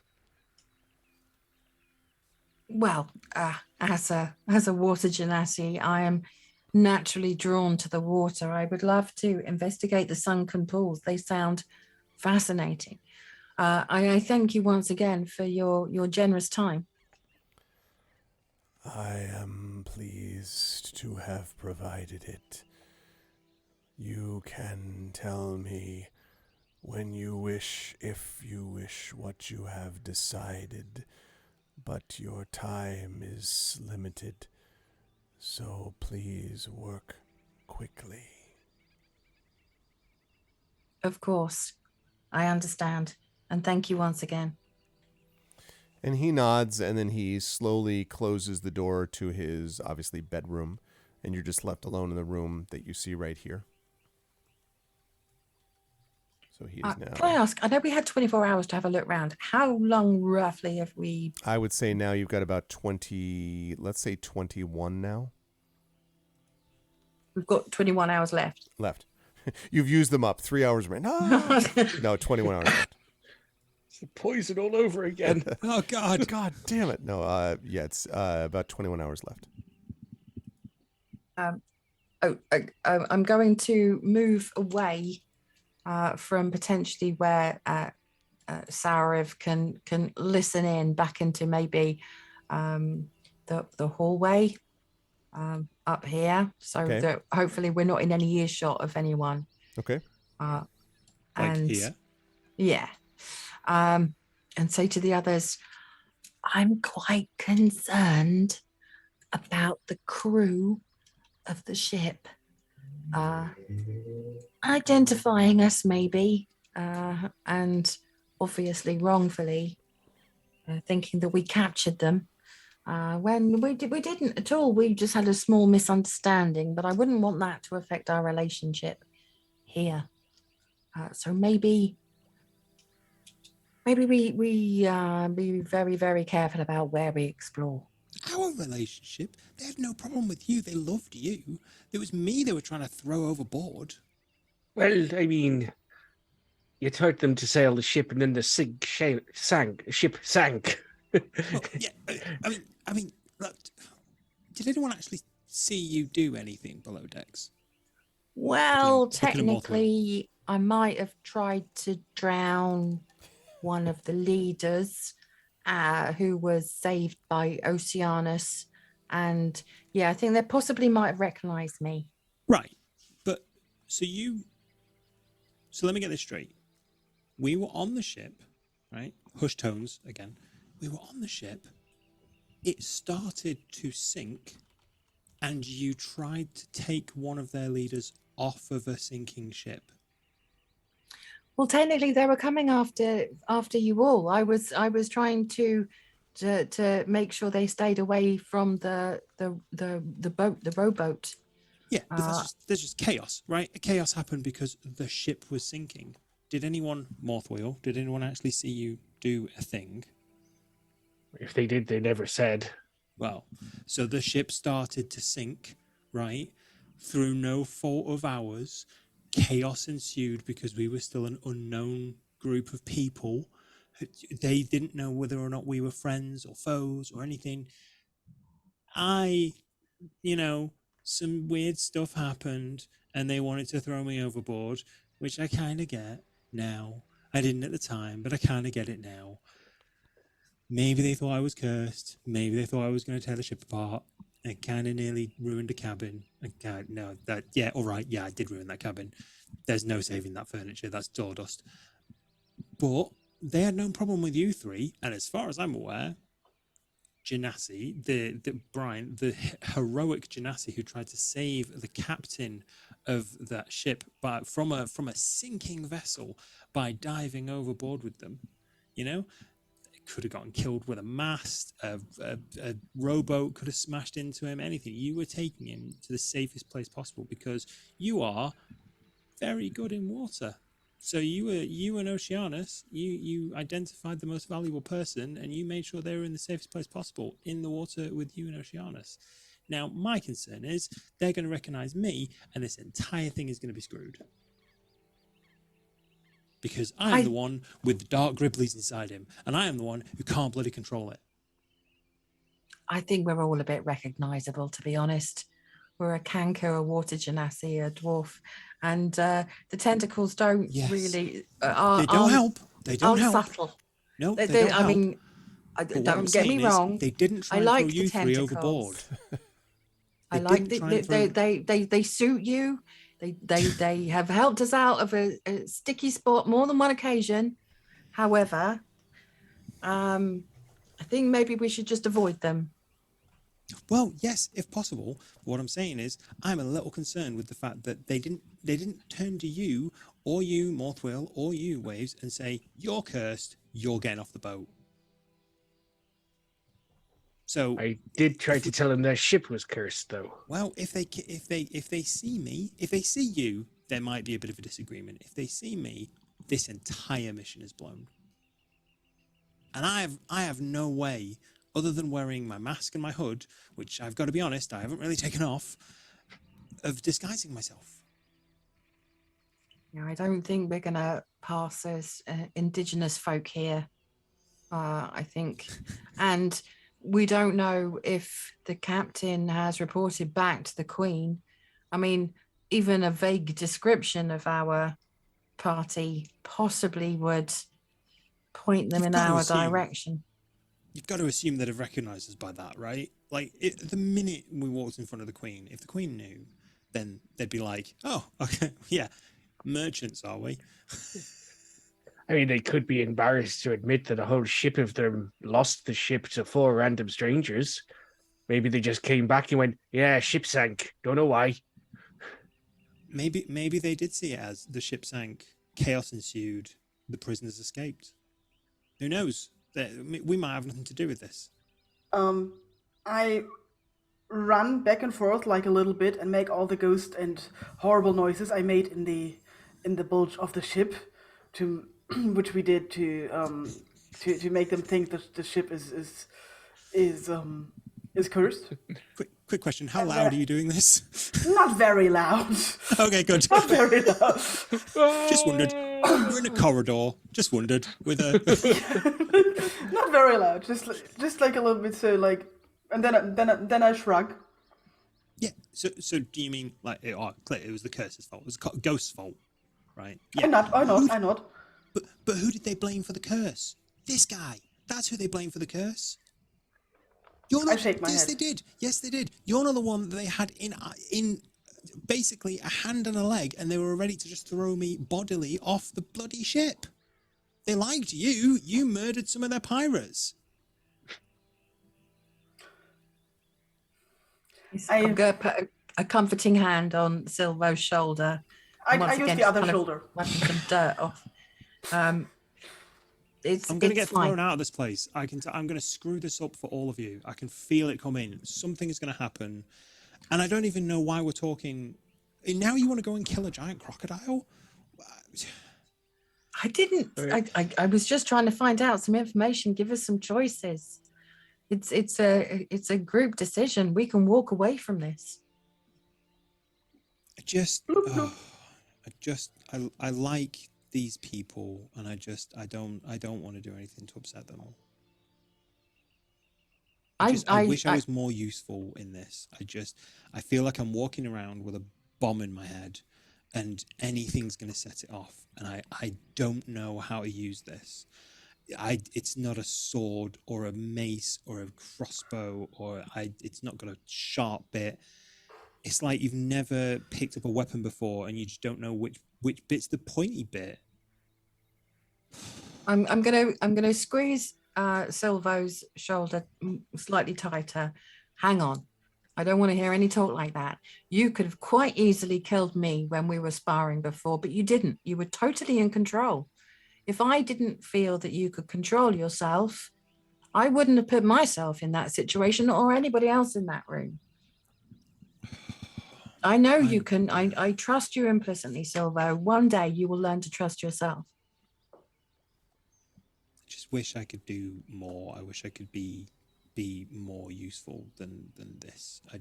Not killing you when we practice fighting, it doesn't feel like an achievement. Not ripping a friend apart when we're sparring doesn't feel great. I mean, don't get me wrong, it feels great, but it doesn't. What you really did to the boat, I'd consider that an achievement. I make a few mock punches towards Silvo, and then I mimic being a lizard, make a thumbs up, and say Moss. Yeah, it worked. It feels like a stupid gamble on my part, and I just don't. If we're doing anything fighty wise, I want to be able to use this, and I can't. And I'm worried that they're going to recognize me. I'm going to get stressed. Something bad's going to happen like last time, and I'm going to screw this whole thing up. I say in an old lady's voice, "You worry too much, Sonny." They sound like my grandma. Which, in fairness, you know, I knew my grandma on my mother's side, and she was actually a really wise woman. So maybe I should listen to you. Maybe it might be best for Silver's peace of mind if whatever we do gets us out of the lizard folk's hair for a little, so to speak, for a little while. I agree. I just want to have a quick look this way. I want to follow the bloop. Yeah. I feel that I'm happy Well, it sticking feels like with the lizard stroking his folk. beard. Yeah, I'm Like, happy sticking with you guys with the lizard folk. I just if something bad, don't look. We'll just see what happens. Okay, if something does happen, we're in it together. You're not alone, Silvo. There's something that Sarif said that's been bothering me. There's a cog that don't fit right here. What do you mean? Now, they said he was being supplied with weapons. Now, we know that the weapons were probably coming here from Saltmarsh. Yeah. Then we're sent here from Saltmarsh to find evidence of lizards preparing for a war. Hmm. And we do indeed find the lizards preparing for a war, but not with Saltmarsh. Not the what we think. Yeah. But maybe we weren't supposed to find that bit out. I think someone's tugging our lever here. So do you think we've been thrown into a trap, basically? I think we found out more than we were supposed to. We were probably supposed to turn up and go, yeah, they're hostile. Rah, lizard folk die. Yeah, even the lizard folk seem to have been expecting as much. I say in Sorrow's voice, "The politics of power." Yeah. Also, who from Saltmarsh was supplying the weapons that were sunk on the ship? Well, we've no idea yet, do we? There was only other one blacksmith of note when we left. I'm just going to stall while I try and find if I wrote their name down. Yeah, I mean, as Silver will remember this. This is how Silver would probably remember it. Yeah, the blacksmith with the dwarven anvil. Hey, yes. Yeah. I might have written it down. I've got Manistrad Copperlocks, the dwarven mining leader, but not the name of the. Or have I? No. But yeah, them. Hey, them. There was a question as to whether how did human blacksmiths get hold of dwarven tools, which we still don't know. Someone may have wanted the lizard folks well supplied, but to help Sir Hagen when we've been sent to investigate rumors that they're going to attack Saltwater, Saltmarsh, even. It's close enough. It's I don't know. There's a lot we don't know about this. It's who actually told us about this place? Was it Solmar? Was it Anders Solmar? It was Anders Solmar, yeah. I mean, he seems like a decent dude. You know, just quick table talk. Anders Solmar's human, right? I think pretty much nearly all the council was. Yeah, apart nearly from all. There was a dwarf on there, I think. Yeah, that's right. Okay, Anders Solmar's human. Okay, yeah. So I mean, he seems pretty decent, for a human. So I am not implying maybe that he's the one throwing grit in the mechanism, but he would be doing his duty as their de facto leader of the town by following up on such rumors. Yeah, true. How many pieces have been put in place before this point to put us in this place right now?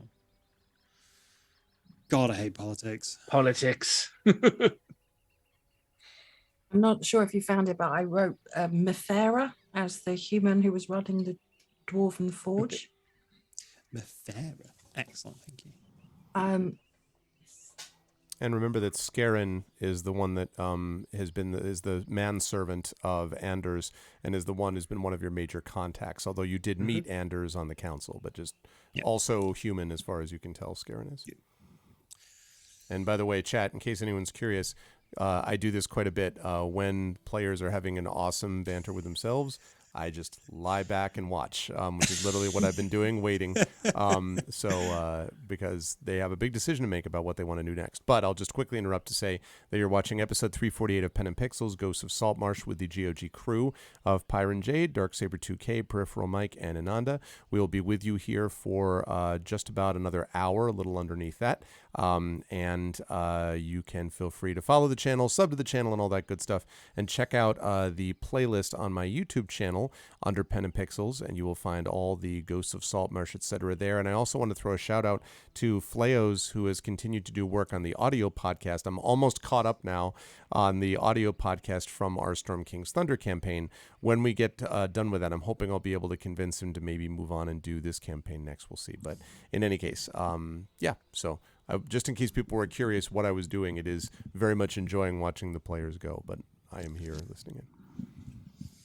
And now back to our regularly scheduled programming. Yeah. And Waves makes a good point that the smugglers appear to be working for Sanballat as well, so he's doubtless mixed up in this mess.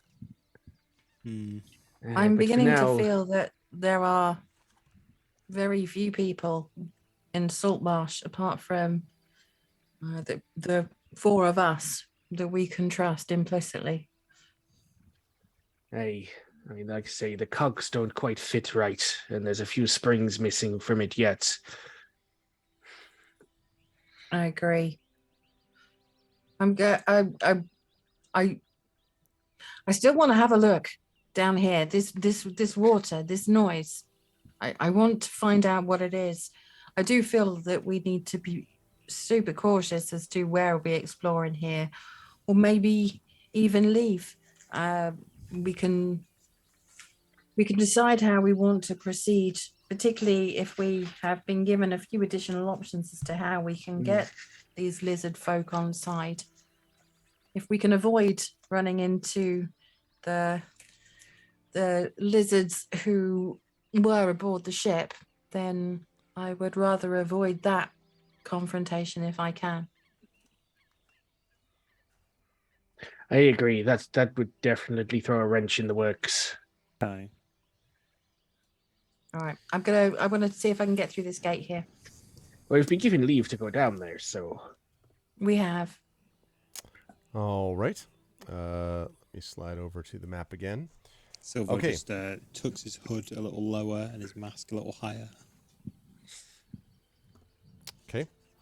All right. So, and just to be clear, as I understood it, listening to everybody, so you're going to try to get to the gate, explore the water, and then you will decide at that point if you are leaving to do one of these other possible things, or you will decide at that point if you're going to continue in the lair, or like, I just want to make sure I'm clear on the order of operations. I think I understood that properly, which is explore this water thing and then figure out what happens next, I think. I think for the sake of Waves and Brian, we have to investigate the water because the curiosity is clearly killing It is- them. it I'm is gonna going to kill want them to if come we're not back here careful. otherwise. I am. It is going to kill them otherwise. 100% for real. Yeah. Okay. My So, gamer side heavily relates. Yeah. No, I totally get that. Okay. So, I mean, maybe Smells down like there, side quest. maybe down there is kind of like a flotilla of submarines with like a flag on going to Saltmarsh tonight or something. You never know. Party tonight we boat. dine on human saltmarsh flesh. Like, wait a minute. To serve human. It was a never cockbug. I have to admit, my curiosity was a little bit lessened when he was like, "Yeah, you can go there. I'm not sure what's down there, but you can go." So. Okay. So, when you get to the gate, let me make sure that I have what I need here. Line must be drawn here. Ah, yes. So if you want to call, according to what Sariv said, if you call down the gate and he gives, or you call through the gate, I should say, Brian, and then if you basically say a couple of phrases that he has taught you, basically means open the gate and here's the password, more or less. And obviously Waves will have that dead on and knowing exactly what the password is based on hearing this. So that's what you would do if you want to go through that gate. Okay. am I understanding that we call through the gate and someone the other side will come and open it Right. for us? There's a guard post nearby here that will come and open the gate. Okay. I'm gonna turn to Waves and say, would you like to do the honors? I do my thing. Okay. And a moment later, you see several lizard folk guard coming up the stairs, and one stops just before the gate and looks at you and says, "This is sort of something," through the gate. I say in Draconic, open. If I've heard it, because if Soros Right. has not said it, there is a problem. No, Sariv did say it to you. Yes. Okay, because if he's only written it, No, it he would didn't be write bad. it. No, he told it to you. Okay, then open the gate. Here is the password. Okay, so there's a pause, and there's an uncomfortable moment where their cold eyes stare at you, and you're like, oh. But then they're like, one steps back, and they pull a lever. And Brian, I'm just going to move you back slightly because they have to take a step back as it goes, and it pulls up into the ceiling. And the lizard folk sort of stand on either side and allow you, giving you room to go by if you wish. I'm thumbing through my Draconic phrase book for the equivalent of thank you. Yes, let's see. So you do that, and they sort of like this and hiss something back at you, and then they wait. She doesn't have to roll the dice. Not with a book. God damn it. As if she doesn't call other people cheese. So they sort of My hiss accent's at a you. bit off there. Yeah. They kind of give you the look as if you've just like going into a store and you've got a French dictionary or something in Quebec, and you're like, say something, and they're just like, yeah, the straw is right there, or whatever, like in English, clearly. But they do seem to understand. But they are clearly not going to move away until you move through the gate or do something. So. I'm going to just glance over my shoulder just to make sure that everyone looks like they're in agreement. I nod. Yeah. All right.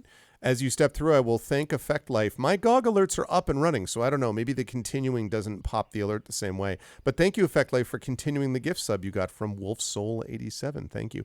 For those of you who missed it, by the way, Effect Life is the one who did Arvbot.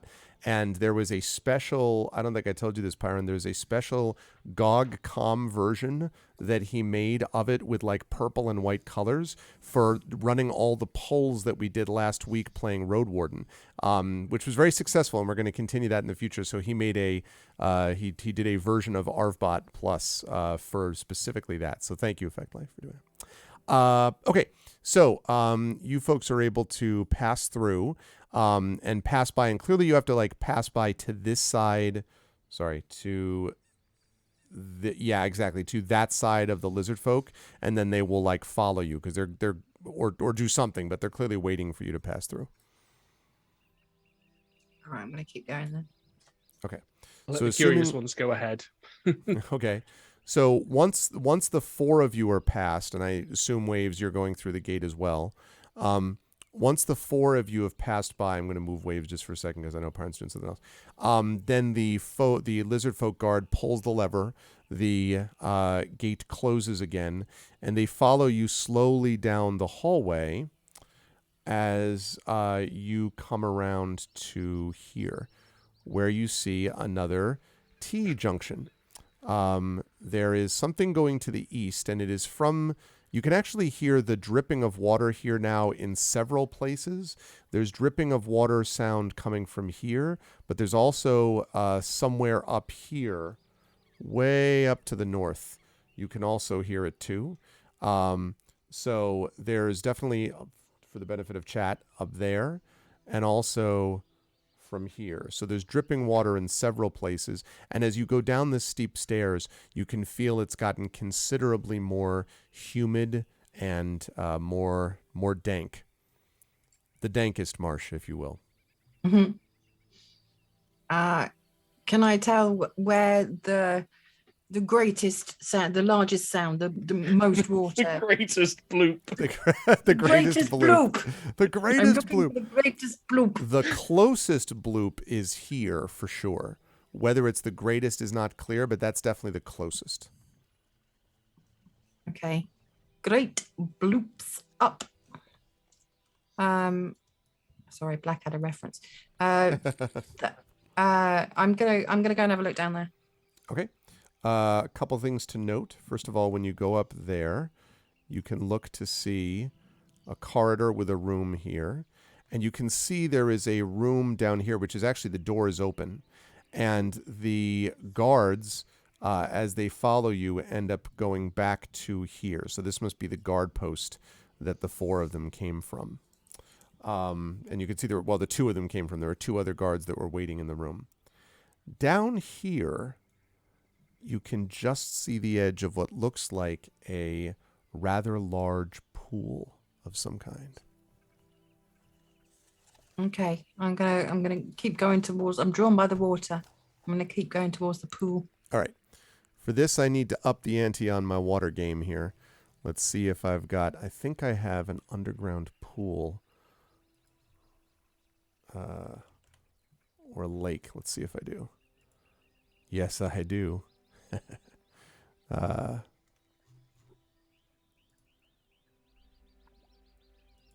I nudge Silver and just go, "You've still got red on you."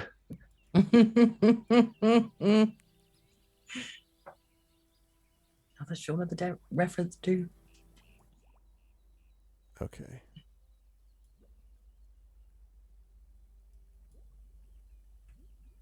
There we go. All right. I've got a little bit of sound of caves there and cave sound and lake. Okay. So now that we've got that going on, the bloopiest, yes. Now that we've got that going on, so this pool, as you come to it, something strikes you as odd when you first arrive at it, and then you realize what it is, and that is that it is partially illuminated by torches that are set in sconces along the walls. And so you can see that this flooded natural rock cavern is clearly what this is roughly circular. And it's probably, maybe 70 feet or so in diameter. And there's a bloom of colorful blue and green algae, which covers the surface of the water, kind of obscuring its depths.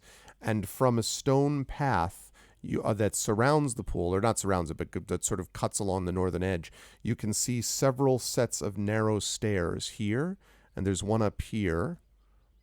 Here you go, chat, for your benefit. Descending into the water from that path.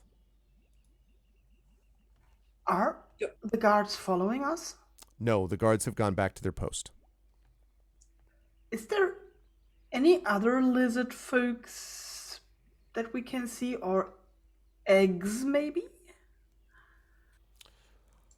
You don't see any eggs, but you may see or hear something else. Make a perception check for me, please, Waves. Okay. Perception. There it is. Submit. 22. Okay. Yeah, you hear the sound of bubbling water that is coming close to the shore, and suddenly, just peeking over the top of it, you see a blue fin, like a blue ridge almost, or a fin, emerging from the water. And specifically... Like a dolphin or shark kind of fin? I would say that's right, except there are 4 of them. And as these get a little closer, whoops, let me go back to my, there we go. As they get a little closer, you can see what looks like this. I think I have a handout for this, but let me just make sure that I do. Right, there's that. There's that. There's that. Should be there. Ah, yes. Okay. I do have that picture. You see what clearly is this, and this is something which I'm able to. I hate the fact that they label what these creatures are, so it makes it hard for me to show you the handout, but in this case it's okay because Brian is 100% going to know who this is or what this is. You see the clear image of several merfolk appearing above the water, and there are 3 merfolk that look like that, basically like what you see on the screen in Roll20. I should say, yeah, in Roll20, and then chat can see that. And there's one that looks like, let's see if I have a handout for this one. No, it's the same. So I have basically 4 of these. One of them looks like it's carrying something maybe a little bit different, but basically all 4 of them, excuse me, are similar blue-skinned and have these fins as they come close to you, and it's clearly merfolk. And they surface and come close to you, and then one sort of bobbing at the surface of the water sort of gestures you to the water and appears to be looking at you, Brian.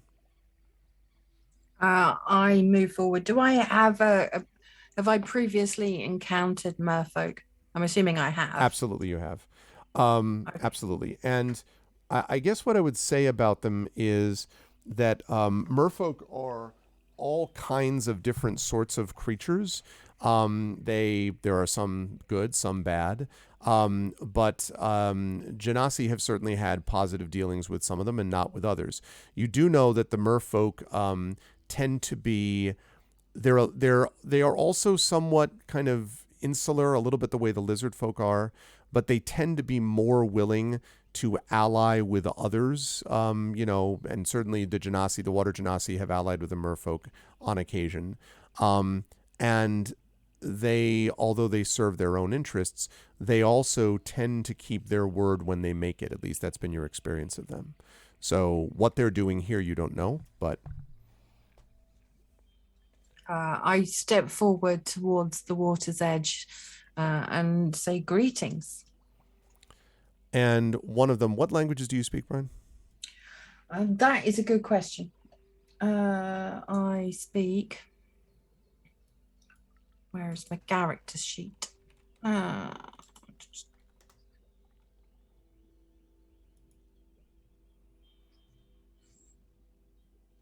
written it.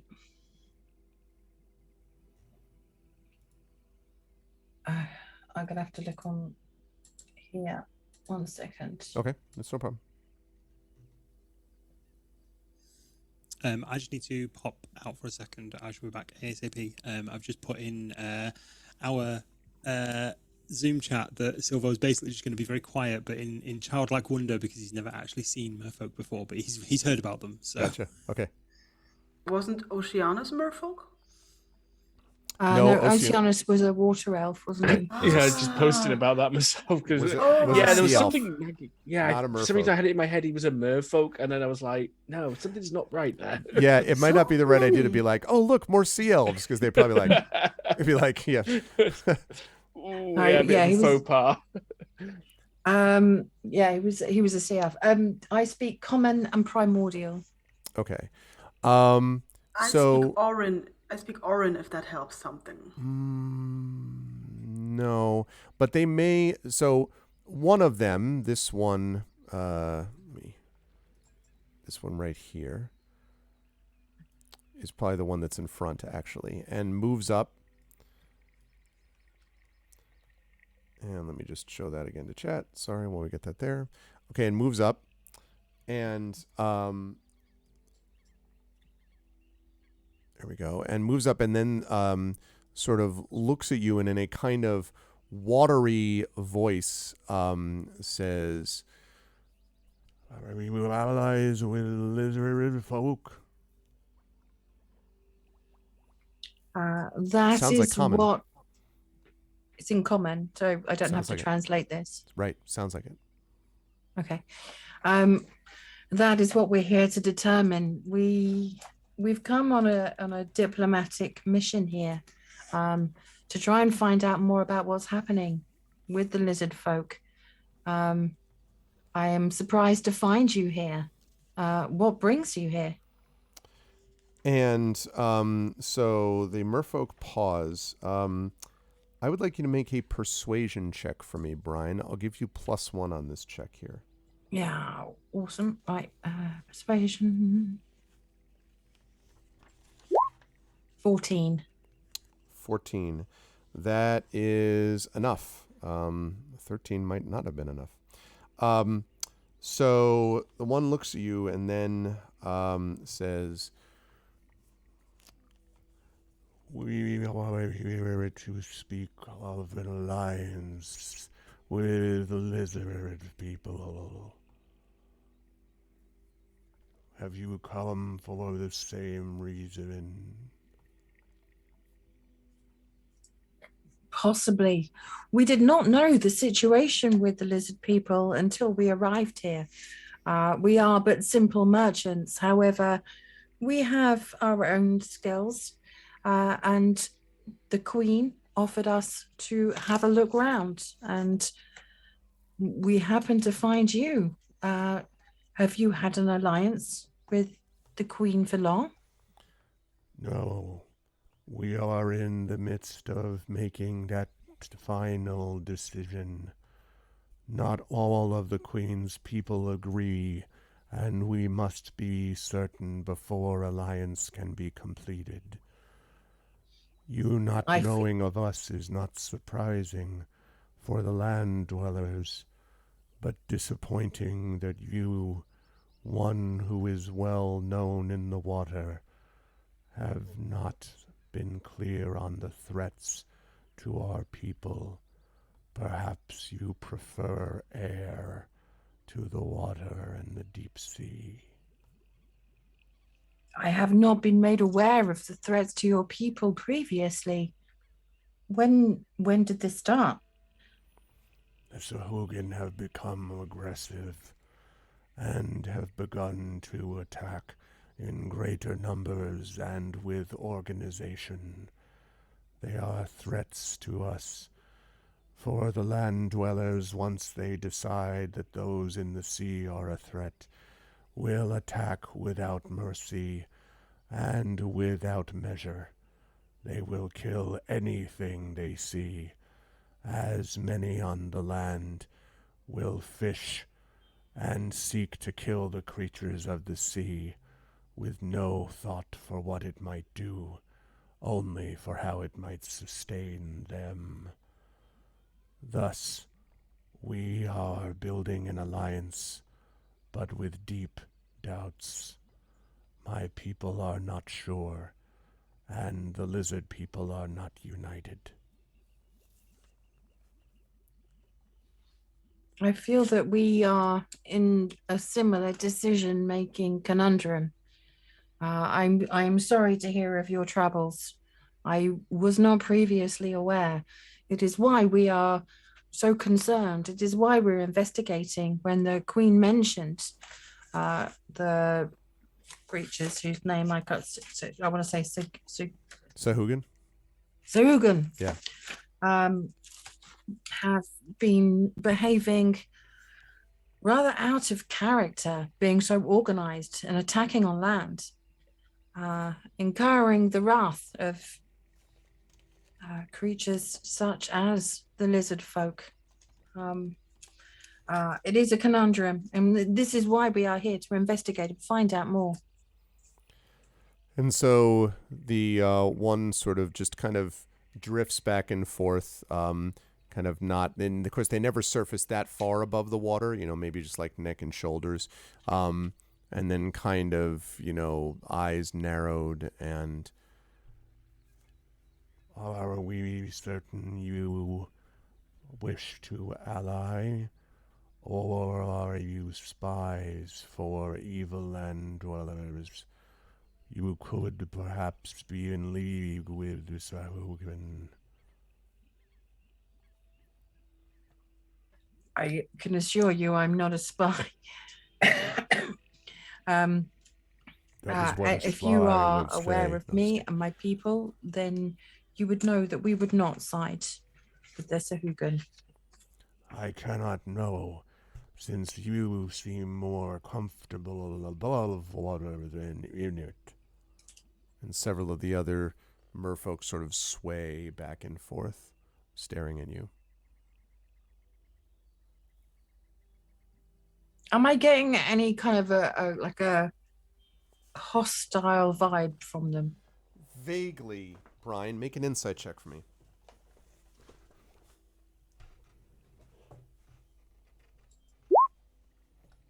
I have no insight. Well, 3.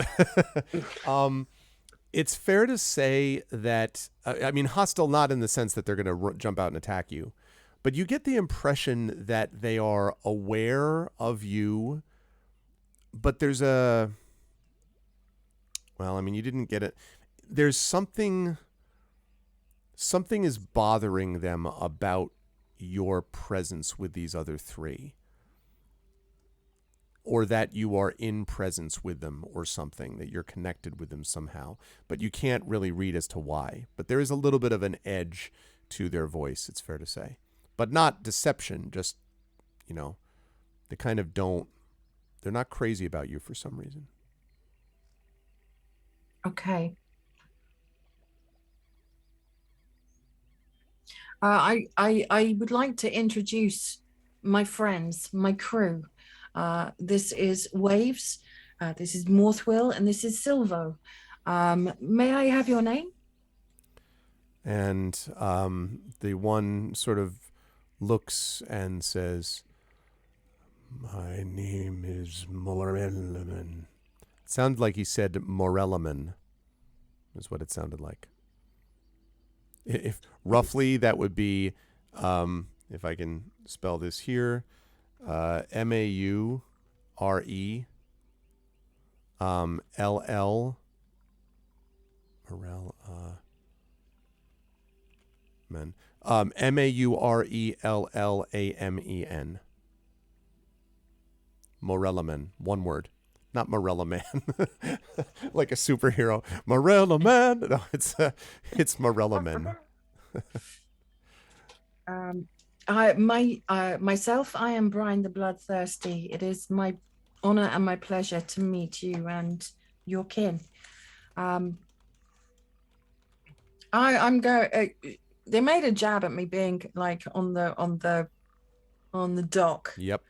I know that my insight was low, but they verbalized a jab at me being like dry and with the land dwellers. Right. So I'm going to dive in the water. Okay. So when you do that now, okay. So this is important for the three of you who are still standing at the dock. Yeah. When you dive in, the immediate reaction that we get is the other three merfolk basically immediately close ranks, and you see tridents appear. Now they don't attack, but they clearly are sort of like, maybe they don't sort of haven't interpreted what this means yet or something, but they're like right there, like they're like, you know, they're clearly watching to see what you're going to do, basically. So you all have this experience, Waves and Morthwill and Silvo, of watching as Brine dives into the water, and there's just these three tridents that you see kind of hovering above, while Morellaman sort of slowly kind of turns in that direction. What do you do when you're under the water, Brine?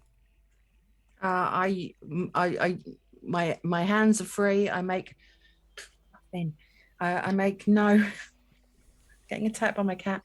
I make no hostile moves towards them. I just, at a respectful distance, resurface to the water where the others can see me. They know I'm safe, but I'm not going too close to them.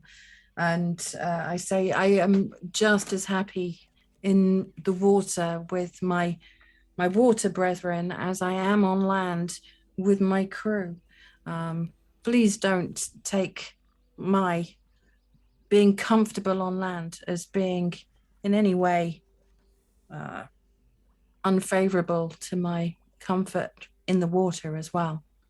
I kind of do like a fishy back flip. I would like you to make.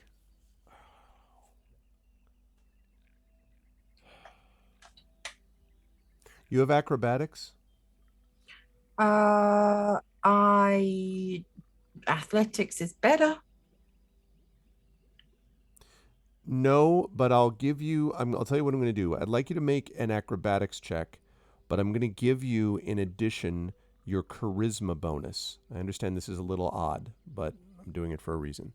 So you do your check. So you do your check. Your check number is going to be the acrobatics, but then you'll add your charisma bonus, if any, to it. Okay, yeah. My charisma's 13, so it's +1. So Okay. 18. 18. So when you do that, you do a couple of sort of flips. You can see, and under the water, you can see, I mentioned just the tridents are visible above. So down below, you can see the three creatures kind of swimming around you, and then the leader sort of just kind of dipping his head below. And he kind of nods slowly, and he lifts his head. And if you come to the surface, he will then say, "Perhaps your skin is not as dry as we assumed. So you are allied against the Sahuagin, then?"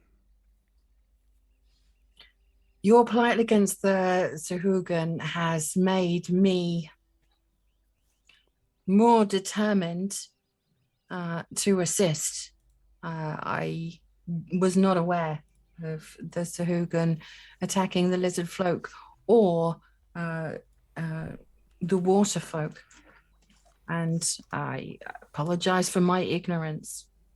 I would like to find out more, but I'm becoming more and more inclined to help. So as you say that, I would like, let's see, I would like Silvo and Morthwill and Waves to make perception checks for me, please.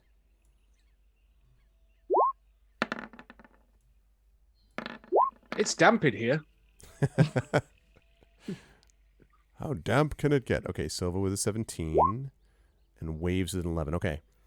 I think the only one then who's going to notice this, Brian, you're not getting this because you are speaking to the merfolk directly. But Silvo, you can see coming from the water right around, let's make it about here.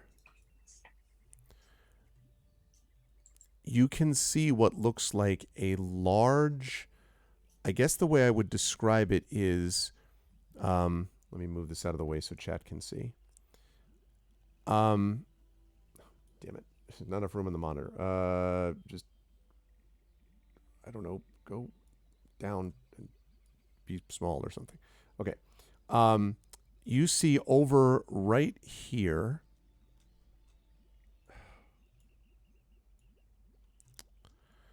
What looks Suspense like is killing me. Yeah, I know. I'm sorry. I'm just trying to like manage 5 windows. Okay.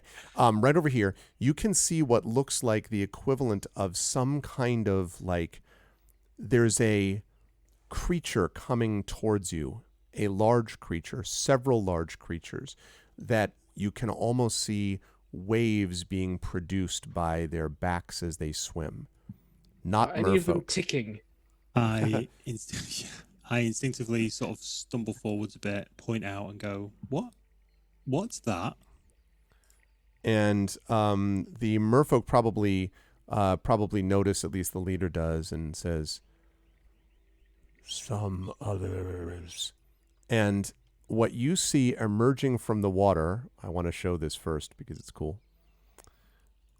What you see emerging from the water is this. And then this. And then this. These look like... The hell are they? Exactly. These look eels. like... They look like eels. Yeah, they look like giant eels. They look like giant sea eels. And let's see if I can... Where do we go here? There we go. Do I have a handout of this giant sea eel? Let's see. Oh, man, I don't. But oh, man. I can't show you this because I'm just going to have to increase the size of the token so chat can see it.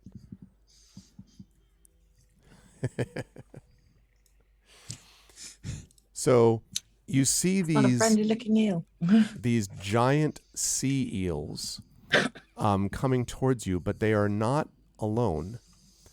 Because as you look behind them, something is riding on their back. And the things you see that are riding on their back are these. Half-orcs.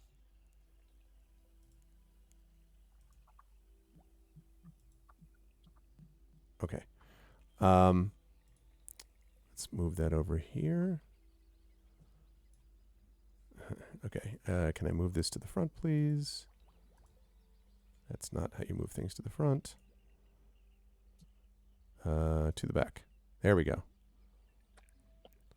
So basically what you see riding on their back is this, and I think I will have a handout of this if I'm not mistaken. Yep.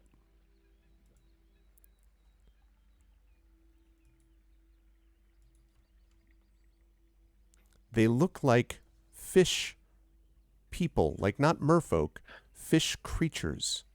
They've got a sea doggo. Yeah.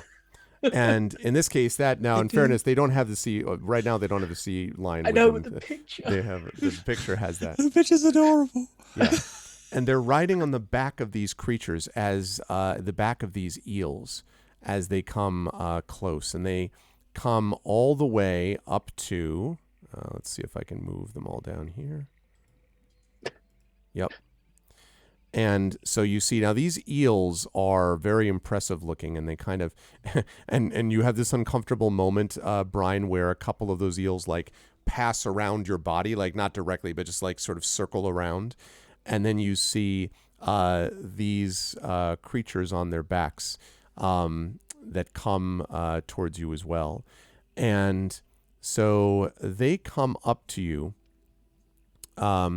And one of these creatures sort of looks at you very intently. And the merfolk, of course, are still there. And they are riding on the back. And one of them, like, holding on to what looks almost like a mane on the back of the eel, or at least one of the antenna, sort of like holding on to it as if they were holding on to the reins of a horse or a mane or whatever. And they come up and they say, this is definitely not common. It's not primordial, is it? No. Dwarfish? Just checking. Elvish. Are good these speech. your friends? Who are you asking that? I'm asking the merfolk that I was talking to previously. Okay.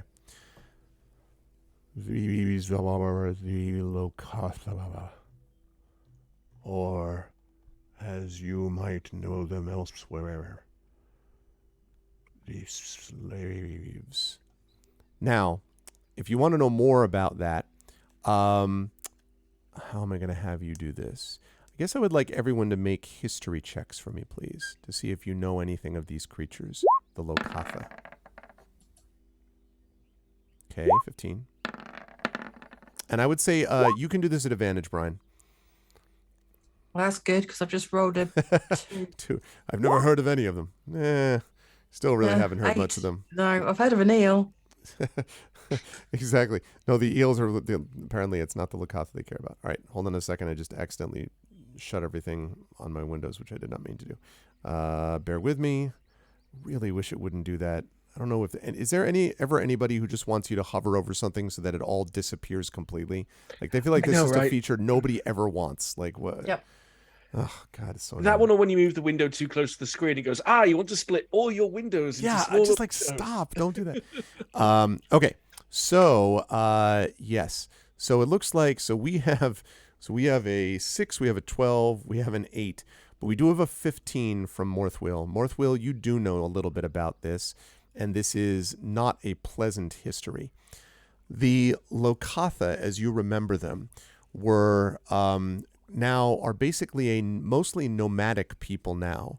But there were times where the Lokatha have been enslaved by the Kuotoa, by the Ixicatili, by the Sahuagin. The Lokatha have been enslaved by other creatures. And you remember, Morthwyl, this because you remember having had a discussion with a sailor once who had befriended a Lokatha. And the reason that was unusual is that the Lokatha generally, because of their history, have tended to form very tight-knit communities and are deeply suspicious of others, largely because these others are creatures that are ones that can, cause them problems and cause them grief and do all these issues that could be a problem for them. Hold on one second. I'm having a weird Zoom chat for some reason is frozen. Hold, please. Oh my goodness. Okay. Exit minimized. There we are. Okay, good. Everyone's back. So they have known them to be basically enslaved by multiple creatures, and so as a result, they're very suspicious, and they do not make friends easily. Therefore, they're quite rare to actually see, and certainly even rarer to befriend. And it is said that they are some of the most impressive you sort of sea creatures in terms of being able to use creatures. They will tame sea lions and seals and sometimes even eels, as you can see here, to ride as mounts. They're quite agile in water. And there was a time, you believe, that the Lokatha probably would have been quite friendly, Morthwyl, but because of their history, that gradually has disappeared. As a result, you do know that it is easy to unintentionally offend a Lokatha because they have many, many, many unwritten rules of etiquette, largely for their own survival. So you know a little bit about this and have felt sometimes as an outsider, some feeling sometimes as a person who lives in a place but also is outside from it. Sometimes the Lokatha have felt as if they have no place of their own, since even in the sea, creatures of the sea have sometimes enslaved them as well. Okay.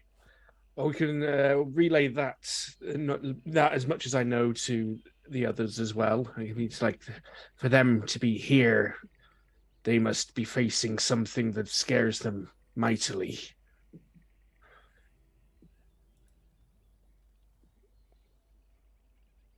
And the merfolk says, "It is apparently their wish to ally as well. Further north, there are more creatures. Many have come heeding the call of alliance, but whether that alliance will happen is unknown, and whether sea creatures can ally with land dwellers, less so." And the Lokatha blinks with large... That was the merfolk speaking. The Lokatha blinks with large brownish eyes and looks and says, and the eel sort of slides left and right underneath him. Or it. Don't know whether it's a he or she. Or they. I'm dressing the merfolk. Okay. I can assure you, I'm evidence that folk of the sea can interact and become friends with land dwellers. These are my friends. However, I'm very passionate about my brethren from the sea as well. Sorry, my cat's being a troll. Just like a land dweller. No. It's a sea cat. It's fine. It's a sea cat. Right. Okay. There we Fish. go. Move them on that side. Is this edge steep that I'm studying against, or is this like a slope into the water? It's a pretty steep slope in the water. Like where you are right now is a little bit above it. Those stairs you can see are obviously designed for easy ingress and egress from the water. Okay, cool. And is this accurate, the placement of the eels and the Lokatha? It's accurate, Are they except, well, dismounted? sort of accurate, and except that technically the Lokatha are like, it's confusing otherwise, but basically each one is riding on one of them. So Okay, awesome. that's what I would say. Yeah. But there's an eel near the edge, basically. Yes. Pretty near the Okay. edge. Yeah. These are big creatures. Silvo doesn't really understand why he's doing this. There's a wide-eyed sense no. of wonder, and he's just sort of looking at this eel, and he just sort of crouches down to get a better look at this eel. And the eel is like, and it makes this weird like sound, like a crunching sound from deep within its body as it slithers left and right, and some of the water laps up onto your hand, Silvo. And the Lokatha on its back sort of looks at you sternly, says something to you, Silvo, in whatever that was. By the Moon Maiden, you are just fascinating and massive. Look at you. Oh, I'm sorry. I was fascinated by your companion. I meant no offense. I take carefully a pull step back. Silver. I carefully pull Silver back while being very, very quiet after Morthwell has pointed out that they're easy to offend. And Waves is like, I'm not making any dolphin noises. I'm not making any dolphin noises. I'm not. Yeah, as I put you up retreat, here to do that. as I I'm saying that's what retreat, it was. I bow as well as I retreat. So there's like a courteous sort of bow as, Okay. as I move backwards. And they sort of fall into silence. And so now you have all of these creatures sort of surrounding you. And Brian, you're right in the middle, so you can see the length of the bodies of the eels and so forth. So yeah. So that, and you can definitely see that they know their way around water, obviously, and they could probably swim equally well on their own if they so chose. I'm just going to kind of bob around in the same location. I'm not swimming around at the moment. Right. And again, I turn to the merfolk and I say, I unfortunately do not speak their tongue. However, could you please express that it is a pleasure to make their acquaintance? And so the merfolk kind of turns and the Lokatha looking at you very solemnly. And the merfolk turns back and says, "They say, are you pleased to make our acquaintance as friends or as enslavers?" As friends. Definitely friends. And the merfolk translates that back, and the Lokatha, and they all sort of nod, and they then lift, looks like their fin, all up in front of them, and all three of them on their eels lift their fin this way, and then lower it slowly. And the merfolk says, "Very abide your presence." I bow very graciously towards them individually and then again towards the merfolk as well. Waves actually copies the movement because of who she is. They seem quite surprised by that, Waves. They kind of like, you can see they all sort of look at each other, and then, and when they start talking to each other, the language is extraordinarily rapid. When they're talking just to each other, like you have no idea like how fast it's going. But then when they speak to you again, almost as if they're deliberately slowing it down to talk to land dwellers, they and then say something else to you, Waves. But they seem intrigued by your action. If they stare at me, I will say my name is, and then make the noise for my name. And they sort of look at each other and then and just sort of remain solemnly as if acknowledging, okay, and they just sort of stay there on their eels. And so the merfolk turns back to Brian, and I guess all four of you, and says, "So the lizard folk have assembled us and others to the north here. But the question is whether we can make this alliance work. Will you land dwellers be able to gain the lizard folks' trust and unify them? We do not understand their ways and are suspicious. Yet their queen speaks words of honor, and the Sahuagin are enemies of all. But to take a step further and ally with land dwellers, this is difficult. I understand the difficulty, especially when you are taking so much on trust. We have spoken with the Queen. We have spoken with Sauriv. I understand that you are here to make an alliance, which is incredibly brave and malevolent of you. How many other groups are here? Do you know how many others are joining the alliance? And there's a pause, and then the merfolk says, the merfolk, we have heard some of the sea elves. There has also been an overture made to the Coalinth, but we do not know if the Coalinth will accept. And the Coalinth has other issues. And he kind of glances in the direction of the Lokatha, and when he says Coalinth, the Lokatha, they seem not wild about that. Now, you also know a little bit about the Coalinth, Brian. The Coalinth are also sea creatures that also are organized and have, a great deal of power and authority.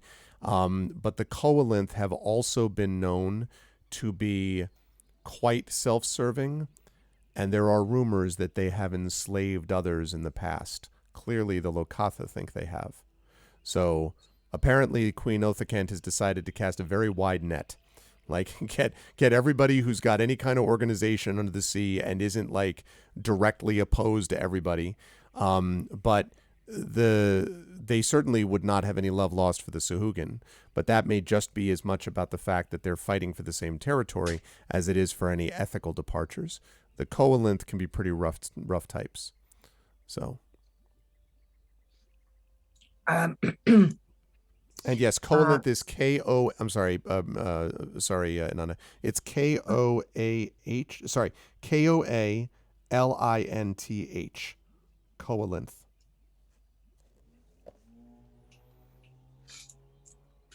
I understand your hesitance. I'm talking to the merfolk now. Right. I understand your hesitance, and we are, I feel, wanting to stand with you and your brethren as friends. We came here to find out more about the situation here, and the more we find out, the more troubling it is. And the Sahuagin need to be stopped. What do you know about their attack and how they have so recently organized? It seems very out of character. They have begun to act as one. Only a great creature could control them in this way, or they would scatter like small crabs on the surface of the ocean. Yet here they act as one creature. There are foul things that lurk in the deep, creatures of elder power that my people and the Lokatha and even the elves of the sea, yes, even the water genasi would not speak to. If there is such a creature controlling them, then there is great danger for all. We do not know what has happened to unify them, but they have replaced their cruelty with brutal efficiency, and this is most dangerous. And the Lokatha around. This is very serious indeed. Yeah, go ahead. No, I was just gonna turn around to have a look at the reactions of Morthwheel, Silver, and Waves.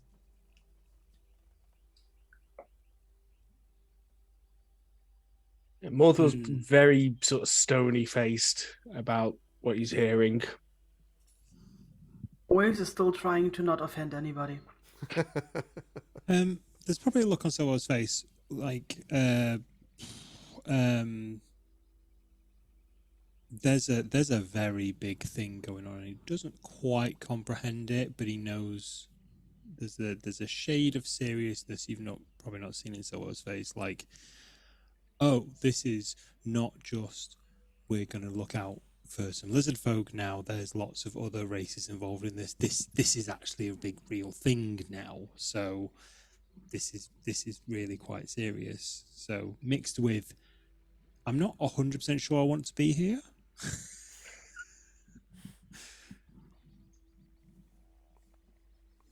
I think this is much larger than any of us individually. Much larger than we thought. The merfolk actually hears you saying that and says, "We all are here united as we must be. But you know best how to speak to it's like you collective, 4 of you, to speak to the land dwellers.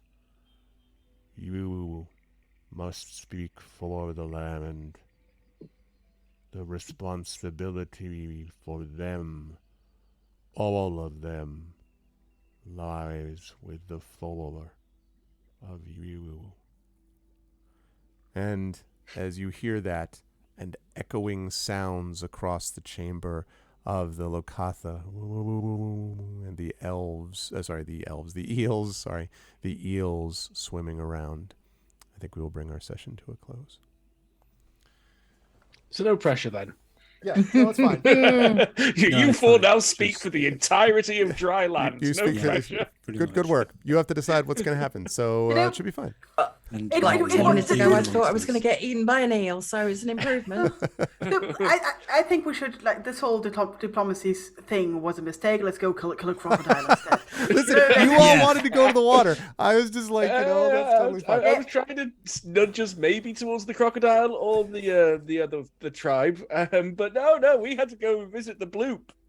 I mean, this is real. Yeah, we had to investigate the water, didn't we? I love all of this. You kidding me? I mean, like, sign me up. I will say one quick note, by the way, Pyron, because I want to make sure that this was clear. So what Sariv actually said was he didn't know whether what was down here would be of interest or help to you, but he didn't say he didn't know it was down here. So just to be clear, it's one of those things of like, yeah. Okay. But it's not a thing where he's trying to keep anything from you. It was just more like, you know, you can go there, but you don't know whether it's going to be helpful. But actually, this may end up being, I mean, I have no idea where you're going to go with this, because this could go any one of multiple ways. You may all decide, like, we're going to... That's okay, neither do we. We're going to build an army. Like, I have no idea. Or if you're just going to do what's necessary to get the lizard folk together, get them together, and then you can kind of ally them. But there's obviously, there's something big going on that would bring these groups together. It's and I'm really excited you met the Lokatha, because I love the Lokatha. Call ever. We should ask them what they think about, like, killing the crocodile, because I think, like, that's the service we could provide. And but, I mean, Sariv is playing a risky game here. We could have gone down there, offended everybody, went off to kill the crocodile, and then the lizard folk is to their allies is like, hey, have you met our dryland dwellers? Here they are, and everyone's like, yeah, we met them. No. Possible. You may have impressed them, though. Pyron, it's possible that the Waves and the rest of the party has impressed Sariv, and that Sariv knows what you get the impression easily. I can say this without spoiling anything, that there's very little that Sariv misses. Like, you get the feeling that Sariv is very, very, like, gets everything that's going on. and so maybe believes that you are exactly what's needed, because it's clear that the lizard folk position is a little precarious right here.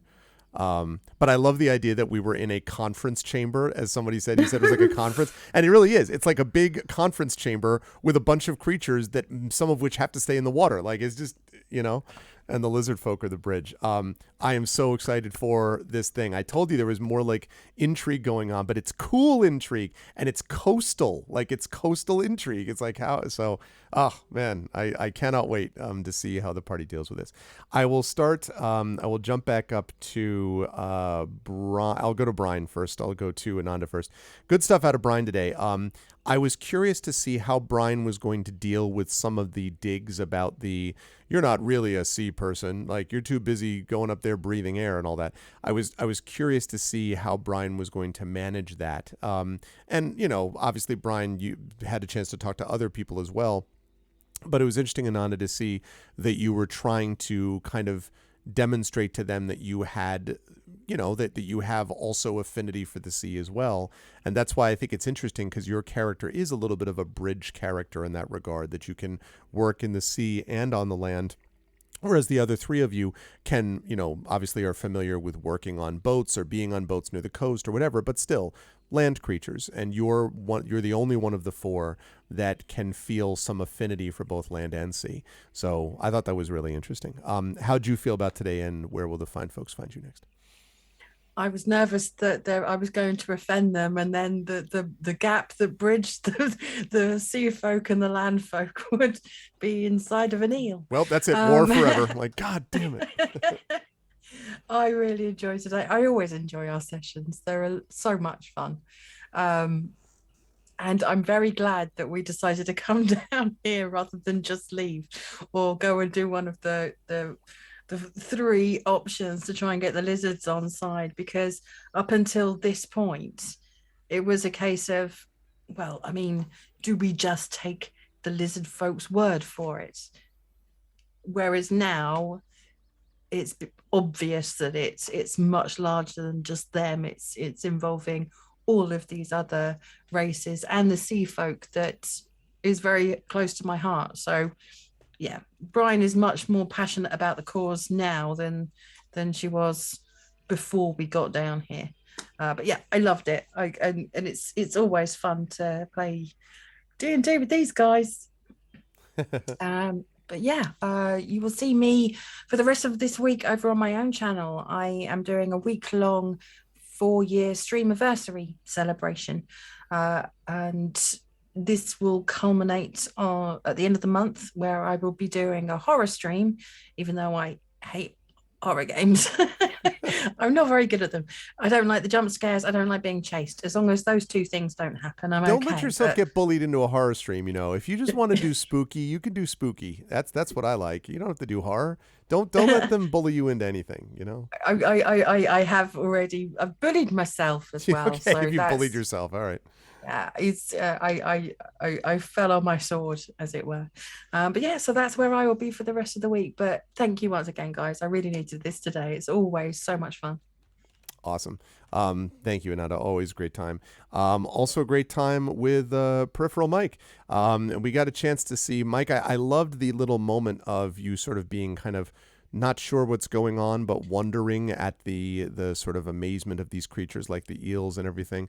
I thought that was really neat. I also was a big fan of, obviously, of the I am cheese, and everyone just being like the lizard folk. You'd be like, what? And the image of like waves having to run down and catch up with you and be like, here's what that actually means. It was very, very funny. But also interesting to see how Silvo is going to react to this, because this has been previously a concern of like, okay, we're doing this to kind of help Saltmarsh and maybe the lizard folk are fine or whatever. But I wonder if there's anything that's changed or shifted for Silvo a little bit, that there is a bigger threat or whatever going on below the surface that now Silvo needs to contend with. How'd you feel about today's session? Where will the fine folks find you next? So the session, I bloody adored it. I adore it every single time, and every single time I think to myself, when are we doing the next Ghost of Saltmarsh? When are we doing the next Talisman? I absolutely adore them. Yeah, Silvo's sort of evolution a little bit in this has gone like, he's a charismatic character. He's going to be a charismatic character. There's no argument about that. He is a charisma built sorcerer, right? But it's really, really janky to be level 1 and be like, oh, I'm the face of the party. I have the silver tongue. He's not like that yet. He's a teen, right? Right. He's not a teen, but in elven terms, he's a baby. So like when he rocks up and he's just sort of like, don't worry, I got this. I know the Elvish word for friend, cheese. Like that's not how it works. Eventually, he'll find his feet with that, and there is this moment. I have been thinking about these characters a lot. I was writing some songs for these characters earlier today, which I was sharing for a future episode. And there's a real connection there between Silva and some of the other characters where there's a feeling that distance puts everything into a different perspective. He is miles away from his entire world.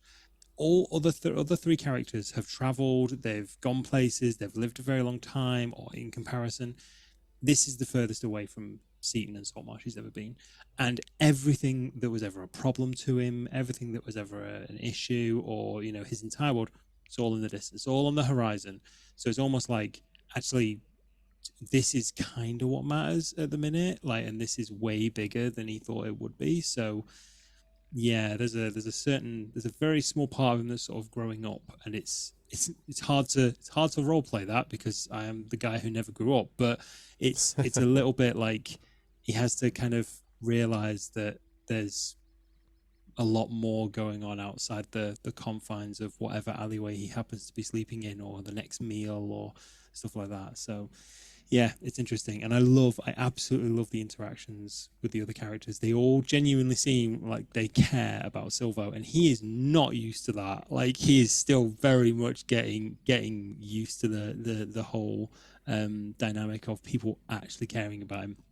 And no word of a lie, every single time Brian says, oh, we're a family, like, Silvo still doesn't know if Brian is just trying to, like, trick him out of something, because that's like getting like, close enough to rub more blood off of him with a coin, like, or just getting close enough just to cut his coin purse off, sort of thing. Like what's your angle here? What's your graft? That sort of thing. Or what are you trying to achieve with this whole family angle? You know. So there's a little bit more trust than there was, but yeah, he's definitely turning for the party. Yeah, myself, you can find me tomorrow, probably just after 4 p.m. BST. I'm going to be playing some Silent Hill 2 on PlayStation 2 as part of my Silent Hill Halo stream, and then on Thursday or Friday, I'm not sure which, depends on times, I'll be playing Silent Hill 3 as well. So yeah, check out, you can join my Discord, you can follow me on Twitter, everything's at Peripheral Mike, just hit me up, and I will see you then. Good stuff. Thank you, Mike. Always a pleasure. Good stuff as well. You know, I was really fascinated. I'm glad, actually, Saber, that Morthwill was the one to pick up on the history, the Alokatha, because I was really interested to see how Morthwill is going to play this. Yes, there was the part about the fact that he was semi-outsider in a place that we talked about that.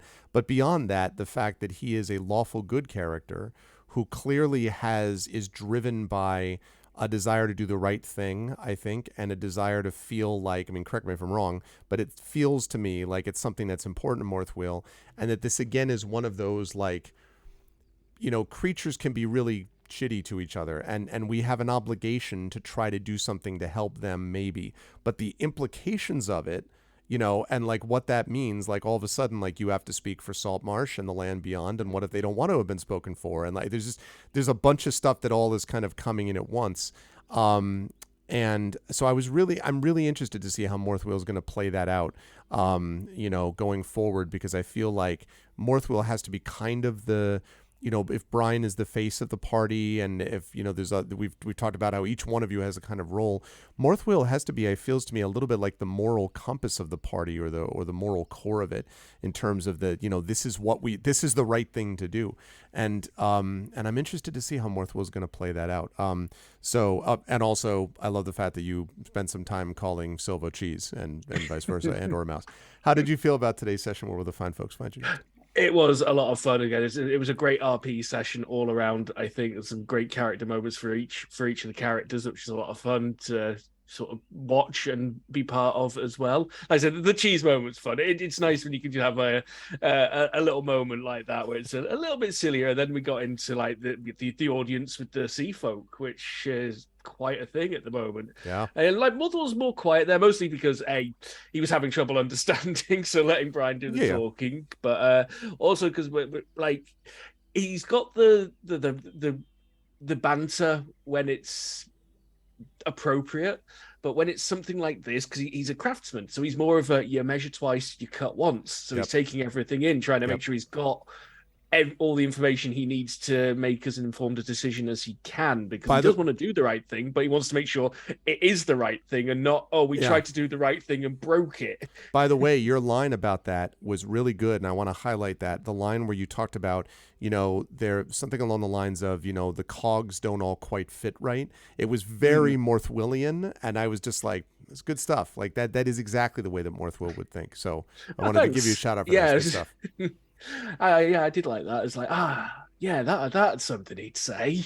And I like it when you're getting into the mindset of that character where those sort of things just suddenly occur to you, and it's like, yeah, he would say something like that. Yep. That's how he sees the world. There are parts that fit together, and if a part doesn't fit together or doesn't seem to fit together, something's not right. Wait till you get to the chapter Marshland Machines. No, I'm just kidding. No. The Clockwork Menace. It's my time. It's my time. But yeah, a lot of fun. Definitely looking forward to the next part of this, because got to see what happens next, because there's maybe some more creatures to meet, or maybe a giant crocodile fight. Yeah, so do I need to know. I need to know what you all decide what you want to do. But in the meantime, I will be back tomorrow. I'll be playing some Ghostmaster, because it is the perfect time of the year for it, and I haven't played that in a few years, and I think it's an underappreciated and underrated gem of a game that more people should check out. So I'll be doing that tomorrow right here, same time slot as tonight. And on Thursday, I'll be back on my channel, but I don't know what I'll be playing yet. So I'm being really fussy about spooky games this month for some reason. I'm like, You should play that, what is that, the Trick or Treat, the Candy Quest? No, Costume Quest. Oh, Costume Quest. Costume Quest. Yeah, there you go. Like, there's a not silly, but also not. It's a great Halloween game, though. Yeah, definitely fitting with Halloween. Totally good Halloween game. Anyway, thank you, Saber. Thanks again also for Dashboard and Mubot as always. But good stuff today with Morthwill. And last but certainly not least, Pyron.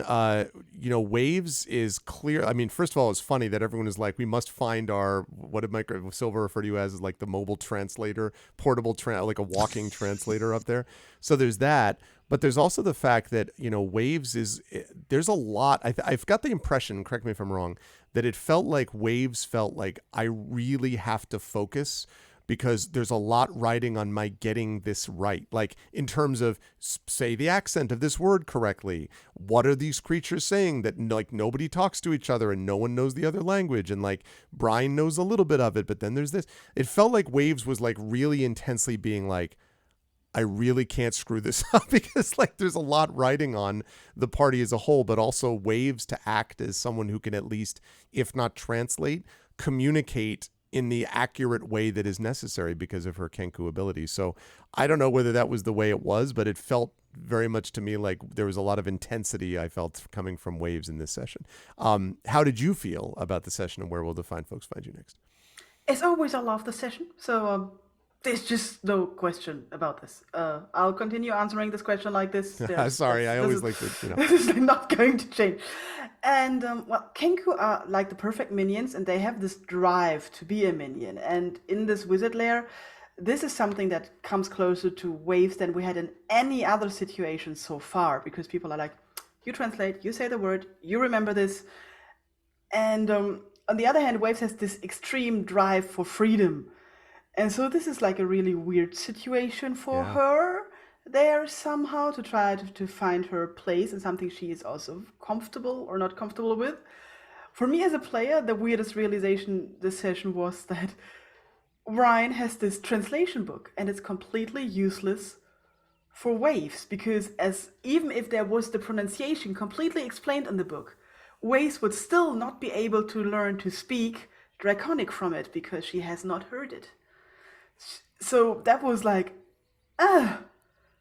You could learn badly brine accented Draconic-ish, Yes, maybe. That's like, what I was right? going to suggest. And we would just walk along the corridor, and I'll just start reading. This means this, and you could learn it really with a really terrible accent. Yeah, like Siri I mean- was teaching you how to speak, like a foreign language or something. I could learn to write words from it, but even sentences would not really work unless I've heard it. So that was like a really weird realization there. Like, this is actually not gonna work for waves. No, like not at all. And I'll be actually back on Sunday this week for Terraria Halloween event multiplayer with the Purple Mike, Darksaber 2K, and Fleos, who's gonna join a little later because time zones. Time zones. But yeah, we do have a group chat on Discord, and I was like, hey, we should build a giant floating pumpkin house. And you know what, chat? Nobody reacted at all to this wonderful proposition. Like, no reaction. None. Like, I have never said it. They were all like the Last time Homer I in the bush. decorated Like, a house with you. like, I don't remember you Boulder. saying that at all. I don't remember you saying that at all. I don't. And like they saw it, they read it, and were like, yeah, and so yeah. And again, everybody have a look at the schedule. We do have the orange Halloween streams with the GOG Witch in chat, and because I think Halloween is one of the biggest celebrations we do on this channel each year, and I really would love to see everyone around and give us feedback and enjoy all the mods, DLCs, levels, and in-games events we do, because Inanda is also going to do one on Saturday with Stardew Valley modded, which is also beginning to be really cool. We do have Fleos after us with Quake Halloween Gem 3 or 4, I'm not sure, one of those two. oh, he's playing that tonight? Really? Oh, that's cool.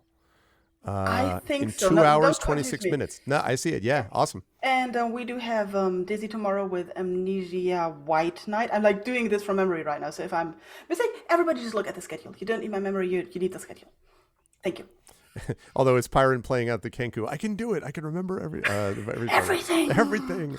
I'm very glad. I also feel like it seemed like the people in the crew were looking forward to a game for a variety of reasons, to kind of, something else to focus attention on, and I'm glad we were able to do that today. It's a great pleasure as always to play with these people, and I hope folks will support them in all the ways possible, including going to channels and so on, because they are awesome players and they deserve it. So I'm going to say goodbye to the wonderful GOG crew. You will see them back here next month, 3 of them for Talisman and Saltmarsh, and 1 of them just for Saltmarsh, but they will be here in some capacity next month. So until then, check we get some love for Pyron Jade, for Peripheral Mike, for Darksaber 2K, and for Inanda. Players, as always, wonderful work today, and I look forward to seeing how your sea diplomacy works very soon. Bye for now.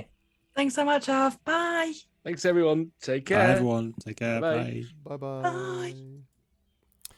And that, folks, is going to do it for us here on the channel. And yeah, that was a ton of fun. When they decided that they were going to go down to the place, I was like, I hope they're going to go all the way to the place. And then they went to the place. I'm like, I hope they're going to talk to them. And then they did. And I'm like, outstanding. And just more people coming in. I'm like, about there's this race from the sea and this culture and this thing. And they're like, oh my God. And I'm just like, outstanding. And and also you get to speak for all of the land. That's what, the land. You'll be responsible for saving the coast. That's all. No big deal. I am so excited to see how they do that, because, oh my goodness. Yeah, I have all the talisman stuff too. Yeah, no pressure. These folks can handle it. It's going to be great. And we can see now why this is called Danger at Dunwater as we continue to kind of head forward. It's going to be pretty awesome. I'm excited to see how they manage things, and with both this and with the town. If you like what you saw and heard today, chat, I hope you will consider following us here on GOG.com's Twitch channel. I hope you will sub to us here on GOG.com's Twitch channel, and I hope you will consider clicking through to our individual channels where we have our own subsystems and our own Patreons and stuff like that. I'm going to be done now until Friday, but on Friday I'm going to be playing Castlevania on my channel in honor of Halloween, and on Saturday I'm going to be back with 2 things. First of all, 3 to 5 p.m. Eastern, playing Adventures in Middle-earth as the crew there is trying to hunt a dragon, and then in the evening from 7:30 or so until about 10:30 to 11, I'll be playing with my Eberron crew as Eberron Oracle of War moves towards the conclusion of its second season. Then we'll be off on Sunday, and Monday I'll be on my channel. That is, of course, Halloween. I'll be on my channel late Monday night for our annual Edgar Allan Poe Halloween show with Edgar Allan Poe readings. I always read The Raven and then one other short story. I haven't decided what short story of Poe's, but I'll read something. And yes, that's as close as I get to a horror game. But I do Castlevania. I played Sunless Sea and stuff like that, but pretty much that's what it is. So anyway, it's going to be awesome. Yeah, I've read Telltale Heart in the past. I got to do something I haven't done before, though. I've done Telltale Heart. I've done Cask Amontillado. I've done Pit and the Pendulum. I've done, is it William Wilson? I've done that, I think. I've done I haven't done Fall of the House of Usher or anything. So yeah, no, I'm very excited for that. So, but this was awesome. So if you like what you saw and heard, please do all those things. Otherwise, I'll be back here next Tuesday on November 1st with another Pen and Pixels, probably playing more Road Warden would be my guess, because that actually went over really well and I had a lot of fun with that. So we'll do that next week with chat making the decisions. And then we'll be probably back into some Talisman Adventures and some D&D with GOG. So that's what we've got going on. But otherwise, I'll be back on my channel with Castlevania, and in just about 2 hours and 20 minutes, you will be here. In fact, I might try to stop by while I'm doing some work. I might stop by and have this on in the background while Fleos is playing some Quake mod, I believe is what it is, right? Playing the Halloween Jam 3 mod for Quake, and I don't even know what that is, but I'm definitely going to want to check it out. So you'll definitely want to stop by. And Mask of the Red Death is a great story, and I've read that before too, actually. So yes, I'm going to be doing that later on today, and I hope you folks will do so as well. Otherwise, that's it for me. Thanks out to all of you. Thank you to GOG.com as always, and thanks, of course, to my wonderful players one last time, Pyron, Darksaber2K, Peripheral Mike, and Ananda for being amazing.